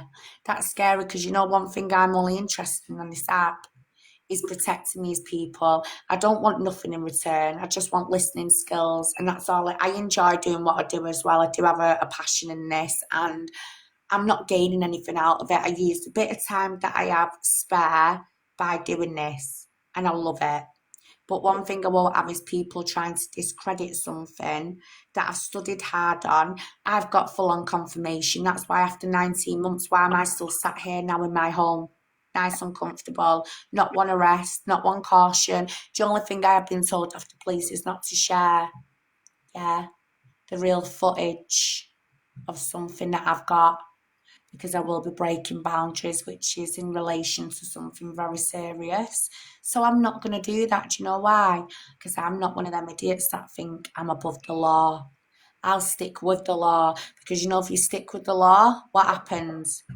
Victims get justice. Simple as that. So if you fuck up a case, it's not going to help people, is it? But do what the law tells you to do. Some victims who you're fighting for, you get them a case. Just like that big twat in the sunbed shop I caught. Now, I'm not a stinger, guys. I'm not a hunter. I just expose wrongings and I do my work a little bit differently. Whereas I go away, I do a criminal profile and I'll sit there and I'll study that person inside out and see how they operate online. If I see something I don't like, then of course I'm going to pursue with it and literally give it to the right people. But I'm not a hunter and I'm not a stinger. And what I find really amusing is, there is a lot of idiots on here because right now Justice is trying to call me a liar all the time. So was I lying when I was sat in my local sunbed shop and a poor girl come crying out of her cubicle after another bloke had literally filmed her in her cubicle? So then I caught up with him in the streets. So I'd love to know if she still perceives me as this shitbag, or this person who's all mouth, or this person who's a liar. Because if you go and type his name in, Dale Bolton from Ashton Underline, he got charged with voyeurism after he pled guilty. 5 years in the register, and guess what he's going through now? A trial for essaying his own stepchild. So you see, you Justice, before you try and come on here and badmouth anybody, I would love to see you go and fucking chase down a man in the street, you silly mare. Simple as that. Go and get some substance to you. Sorry, Pen. It just blows my mind how any woman would want to be involved in it, in these dodgy guys putting their families at risk, putting their children at risk. It absolutely blows my mind that they've had... I think it's about point scoring, isn't it? I can't think why you'd want a competition about anything like that, because the majority... I really do not associate with anybody who thinks it's okay to beat up on kids. It's as simple as that. Or to abuse women. You know, a lot of these young mums do need help, and they're reaching out for help, and they're actually getting abused by slime balls like Rangi, added to by the likes of that freak we saw in Brighton and anything that's associated with him. But listening to her, that really did throw me, that anyone could come out with the language that she did about her sister, and that's just... You could only assume that she must have been under the influence of something pretty strong when she came out with that. That's just showing the calibre of these people, and they are the sort of people who should be under investigation. Definitely. You know, I wouldn't leave a bloody dog with somebody coming out with that rubbish. I wouldn't leave a cat with her either. She nearly turned hers into slippers. She stood on it, didn't she? Yeah, poor thing. It went, rah! Oh, even my cats reacted to it. Like, oh, God. Thank God we've got a mum that loves us. That's what my cat said. That's what I don't understand. These women, like Gemma, you know, she's, my daughter. Okay, she's not quite meeting average intelligence standards. That's pretty obvious. But even so, she's still a mum. Do you know what I mean? And the instinct is to protect the kid. That one's hanging her out to dry, left, right and centre, and thinks it's funny. Paul, you're funny. Pair of Ugg boots. Oh, more like a winter Parker coat. Well, if you're looking at Geordie's face, it's as if she's going to get to any PUSSY or anything. You know, because it must be quite a while since she's seen hers with a gut like that. I think you'll find it was nearly Puss in Boots. Oh, honestly, do you know what? I'm just glad. Oh, thanks. You know, we've literally managed to have a little bit of a laugh tonight at the end of all this. At the minute, guys, I'm going to tread very carefully with my lives. I'm going to be on again tomorrow, but I'm quite confident tomorrow's going to go very well. So I will sit here, be a bit cocky and, you know, laid back. It's called staying humble. But I will get to crack on with my life in peace without these idiots thinking they can keep latching on to me. If JODIE wants her TikTok so fucking much, why don't she go and make some content and think about her own platform?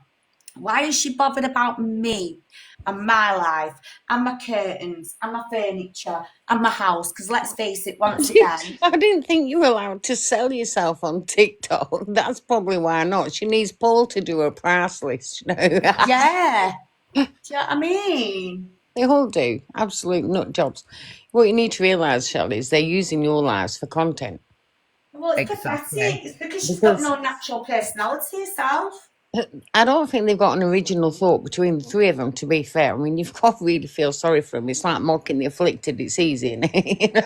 You know? You can get into trouble for that, can't you? It's bullying people who are disabled. And we can't say we didn't know Jen went to be, the lift don't go to the top floor, does it, on a good day?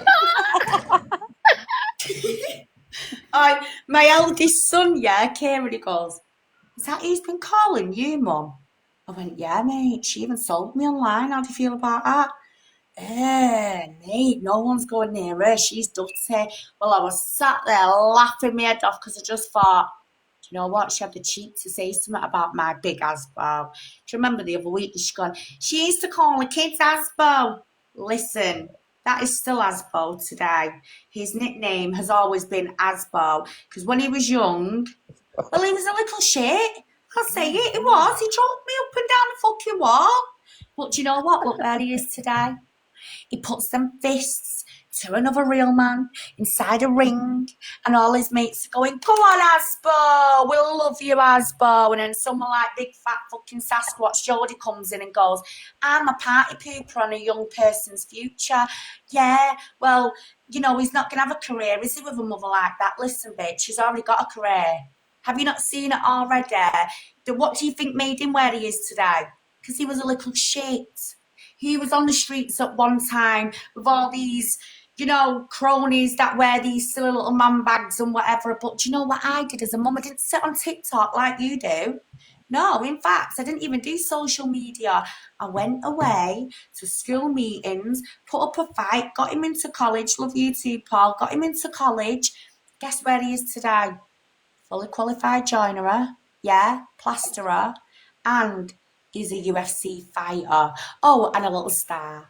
I mean, come on now, the age of 19. So before you call my parenting, remember your poor child, well, you're telling everyone she's non-verbal. Mate, the most that kids had all through the 6 weeks holiday, the most fun they've had is putting that nail varnish on the back. Yeah, but that's about it. But at the same time, do you know if the likes of JODIE come off this app and stop putting a communication into this app, swearing, screaming, shouting, because anyone with child development skills will understand when a parent is screaming and shouting and constantly arguing with others, do you know what that can happen to the young child? Learned behaviour. Then the child can start going into nursery school, acting out because mummy does it at home. Why are you shouting? Oh, well, mummy shouts.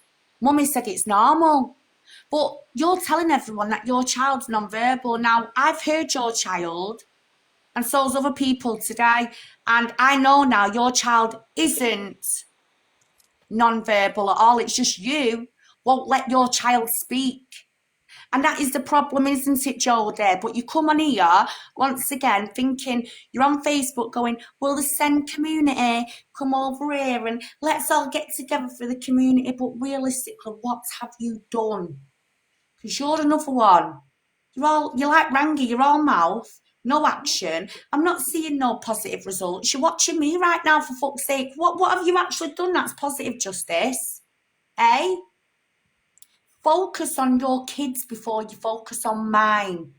And I promise you now, anyone that thinks they're going to target my kids, just know, of course I'm going to go on about it. Because why is it all right for you, JODIE? You love it, don't you, when people go, "Don't worry, JODIE, we'll go and attack Queenie." Well, fucking dare any of yous. Because you know what? You don't intimidate me one little bit. But one thing I will say, just remember before you open that swamp donkey breath of yours, my kids are where they are because they've got a good mum.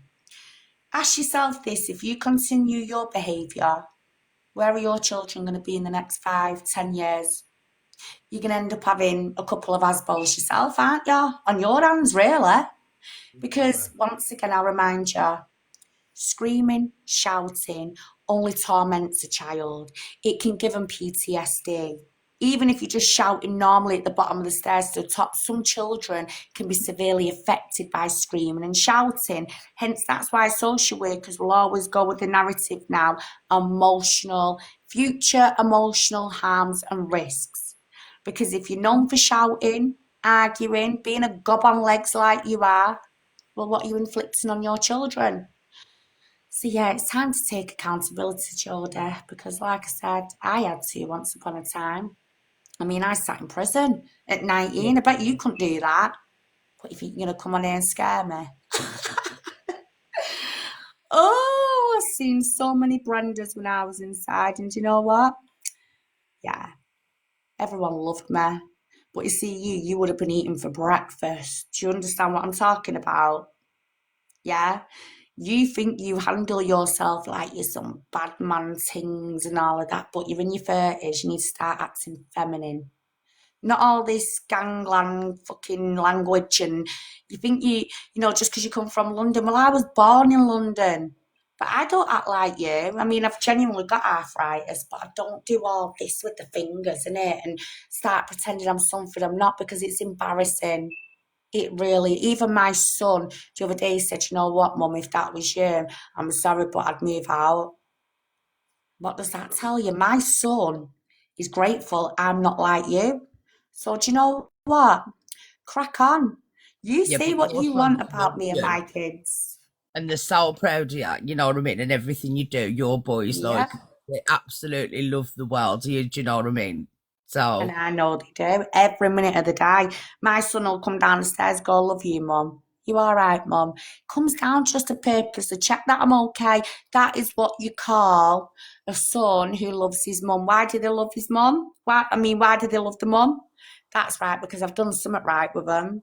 Do you know what I mean? I mean, the youngest can't stand the other parent for a reason. Why is that? Oh, yeah, because I protected him, Jodie. I protected my youngest son. But what do you know, eh, you daft cow? You sat there just calling a 16-year-old vulnerable boy with tumours in his body, and you think you can mock him, take the piss? Wow. Let me Carry just on. say something. Anybody that comes for Shell or a kids or anybody else will end up fighting all of us. You don't just get to come and pick on Shell or a boys or a lifestyle or anything, because we've all got a back. So watch your mouth. Apart from which, it's bullying. And anyone who needs to gang stalk and bully somebody else has got a problem themselves. And what Stell and Rangi and them sort of people do is recruit minions. Like, they form into little groups, like Thomas, Rangi with all his lot. And then you've got Stell trying to do the same sort of thing. And they think that anyone on the radar is fair game. And most people will back down. Unfortunately, some of us don't. And some of us really do know how professionals behave. And whoever that was claiming to be a social worker on here early, I doubt that sincerely, because anyone working in that field, putting their real name on here, is leaving themselves open to big shit. Professionals do not operate at the level Rangi does, I can tell you. None of them are professionals. Absolutely none. And what professional would listen to people like that anyway? Do you know what I mean? They would if you recorded it. Yeah, they would if you recorded it. If you went and presented that as evidence against... I mean, like, would take them seriously and listen to them, and do you know what I mean? They're just... No, they've got zero credibility. They do a background check, and they've none of them, as far as I can see, have got any credibility. They've all... Yeah, guys, we've got a little ending tonight. Jodie's singing Come By Our for us. Oh, that's nice. Oh, that's nice. Come on. And you do. Come by our. Someone's giving us headache, Lord. We're giving them headache, but they've been watching us. This is what an attention-seeking bully she is. Yeah, even that. Look at the next post, Shell, the one that he's put up about more Mark. Even that, he can't even be original there. Look at it. It's what I posted about him. He's took more picture and then did, because he ain't even got the brains to be able to do something like that for himself. That's how thick he is. Look at her, we're giving her a date, but she's watching us. Unoriginal, no, boring, loud of fucking deadbeats that I've ever come across them, no. It's not going into the post office on pension day and listening to... So, 1 minute, babe, 1 minute. Why don't you just get over here, Jodie? Instead of hiding over there, because you're just a gobshite, aren't you? All mouth, no action. No action. Any two of your 4 kids. Boring, horrible, big mouth. How? How sad is she? So, guys, this is supposed to be a grown-ass woman. 1 minute, babe. This is supposed to be a grown-ass woman who's in charge of a vulnerable child.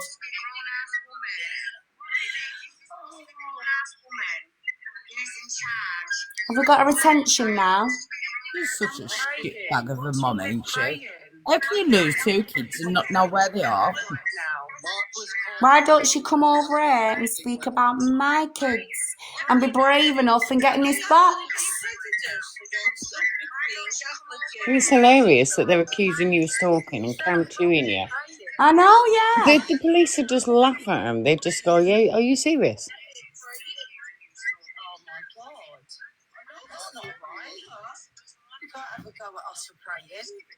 Oh, why don't you just go and put some posts out and find your kids, you weird cow?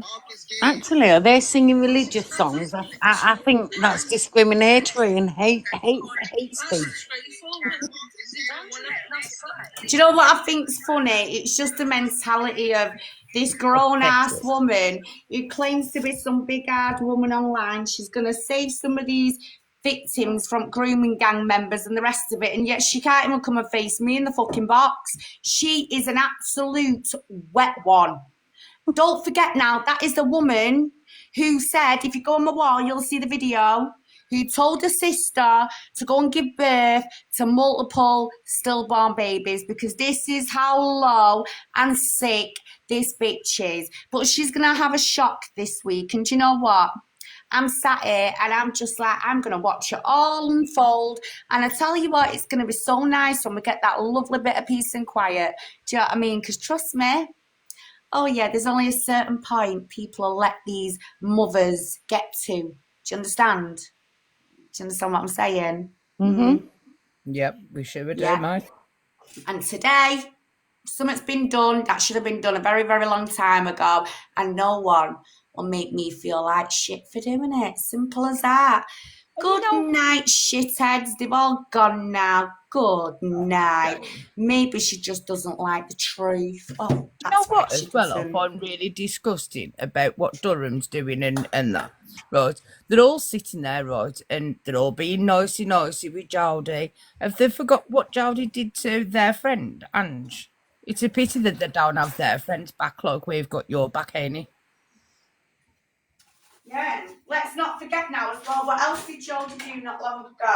Didn't she start the situation with Baby Bell, calling him a pred online, and now she sat there going, that Queen Bee's targeting people? No, this drama started because of her originally. Simple as that. Just like everyone's agreed, she starts the shit, she runs away, she gives out a fucking gob, that's all she can do. She's a pathetic, petty little swamp donkey, and I don't care what anyone says or does in the morning, the day after that. Do you know why?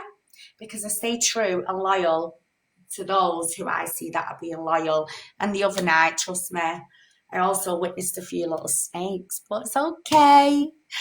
I'm just going to keep that on the low for now. Me and Vimto, we're seniors. We're seniors, don't we, Vimto? We did. We did. Don't get me wrong, no, there is still, I know there's a few certain people that had no choice but to be there, and I know they wish they probably could, they didn't want to be there, but at the same time, I witnessed quite a few things the other night that now makes me think, is there actually any human beings left on this app anymore? Is there anyone with a heart anymore, or is it all just, let's talk about PDFs because it's entertaining, let's all call everyone names because it's entertaining? Like, I'm trying to do real awarenesses, and I've got jokers and clowns on this app trying to distract. Real safety awareness because they want to turn it into what? Entertainment clout. How disgusting is that? Seriously, on a level. And I guarantee get your pad and paper ready. I've got it. Because after this live, I'm gonna tell you all about coffee. I'm gonna give you all his information, all of the stuff that he told me, and then I'm gonna fill you in about Durham as well. Well, saying that I already know a lot about Durham anyway, so that don't really matter. But yeah, all I'm gonna say is they all better be on the fucking And toes so now. everybody knows tonight, I've sent the live over to both Coffee and Durham. I've asked them to come in, and they're cowardly little shitbags. Neither one of them have turned up. And as for this little shit idea, time's ticking, Mikey. Woo, cocknose. I mean, look at that. How could someone who looks like a TV version of Phil Mitchell think he's going to get on the phone and intimidate me? Well, just like I told him, stay humble, Phil Mitchell, because I'm coming for you. And now look, what do we have here? So, and he's still in hiding in a bush, in a fucking bush. This one, he's in fucking, well, flat shares and staying in hostels and shit like that. And of course, this one, well, he probably sleeps on the mayor's office. Do you know what I'm saying? Because, well, on the desk. And then we've got this one. This one looks like he sleeps behind a back alley. That. And then. But you know, click a pic, mate. You know, click a dick.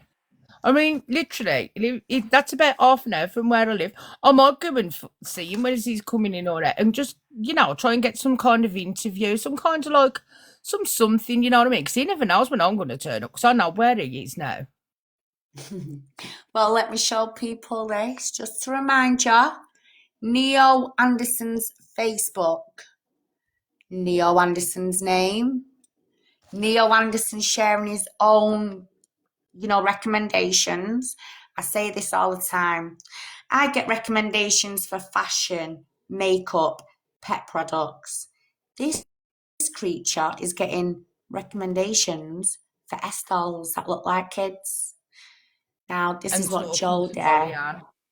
Yeah, this is what JODIE supports. And you know, today, she needs to understand people was horrified to find out who she's rolling with. And it's only going to be a matter of time before, you ready? That comes. So I'm going to say no more now this evening. I'm going to sleep like a baby. I really am. And tomorrow I've got a big day ahead. Oh, have I got a big day ahead cosmetically as well? I've been waiting for this moment. This is my little time out tomorrow. So yeah, I'm going getting my pearly whites seen to. I'm so excited. But then back to reality on Thursday, back at the hospital with my son. Other than that, now we're just waiting for all his results, and fingers crossed that'll go smoothly. But you know what? We're still a strong little family, and I'm quite proud of my son as well, because to say he's only 16, all these appointments, all this shit that he has to go through, he's experienced more than the likes of JODIE has ever done. So that bitch won't come on here and make my son feel like shit for being poorly, because that's not his fault, is it? Do you know what I mean? Picking on vulnerable 16-year-olds who's got autism and Asperger's. I mean, come on now, JODIE. Thought you support the SEND department. Even today, my professionals is very intrigued to know your name. Oh yeah, give it them. Don't think I'm pussyfooting around. If you're affecting my children online, then it's only fair, isn't it? So yeah, simple as that. You know, we've got to protect our own, haven't we? Our children. And when we've got to protect them from big bullies like you online and the others, then that's priority. So once again, JODIE, it's coming. That's all I'm going to say. Anyway, ladies and gents, I'm going to go now because I've got to be up early for my fun day ahead. So, yeah, while people are facing shit, I'm going to be facing getting myself fixed up, which is lovely. It's called Queen Bee's time. So I'll be on tomorrow night, 9 o'clock, maybe a little bit earlier. I'm going to play the rest of the videos and that. I'm just sorry that tonight I've had to get to this point again, but I do know tomorrow this shit won't be happening. So yeah, I'm quite confident of that. So good night and God bless everyone. Penny, I'm going to be ringing you in the morning at 10 o'clock. I'm going out at 12. So I'll ring you and I'll have a catch up with Vimto in a minute before I go sleep. But I know, Penny, you'll be going to bed anyway. So I'll have a catch up with you in the morning. But other than that, everyone, I just want to say a massive thank you as well for your messages on my son, asking how he is and asking how we are as a family.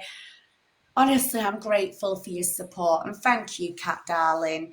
But remember, stay safe and do not let these people into your life even befriend you, give you any false promises. Good night and God bless, Nat. I'll have a good catch up with you as well. But this is it, guys. We're getting back on track now, and we're not going to keep letting these idiots interfere. There is going to be repercussions each and every time you do. It's not going to be done in a way where they're going to be given airtime or what they want. I'm literally going to deal with it in a professional manner. So yeah, once again, good night and God bless. Love yous all, and I'll see yous all tomorrow. Bye. Good night. Bye. Bye, guys. Bye. Love yous. Love ya. Bye. Bye. Good night. Bye. Bye, guys. Love yous. Bye. Good night. Bye. Bye.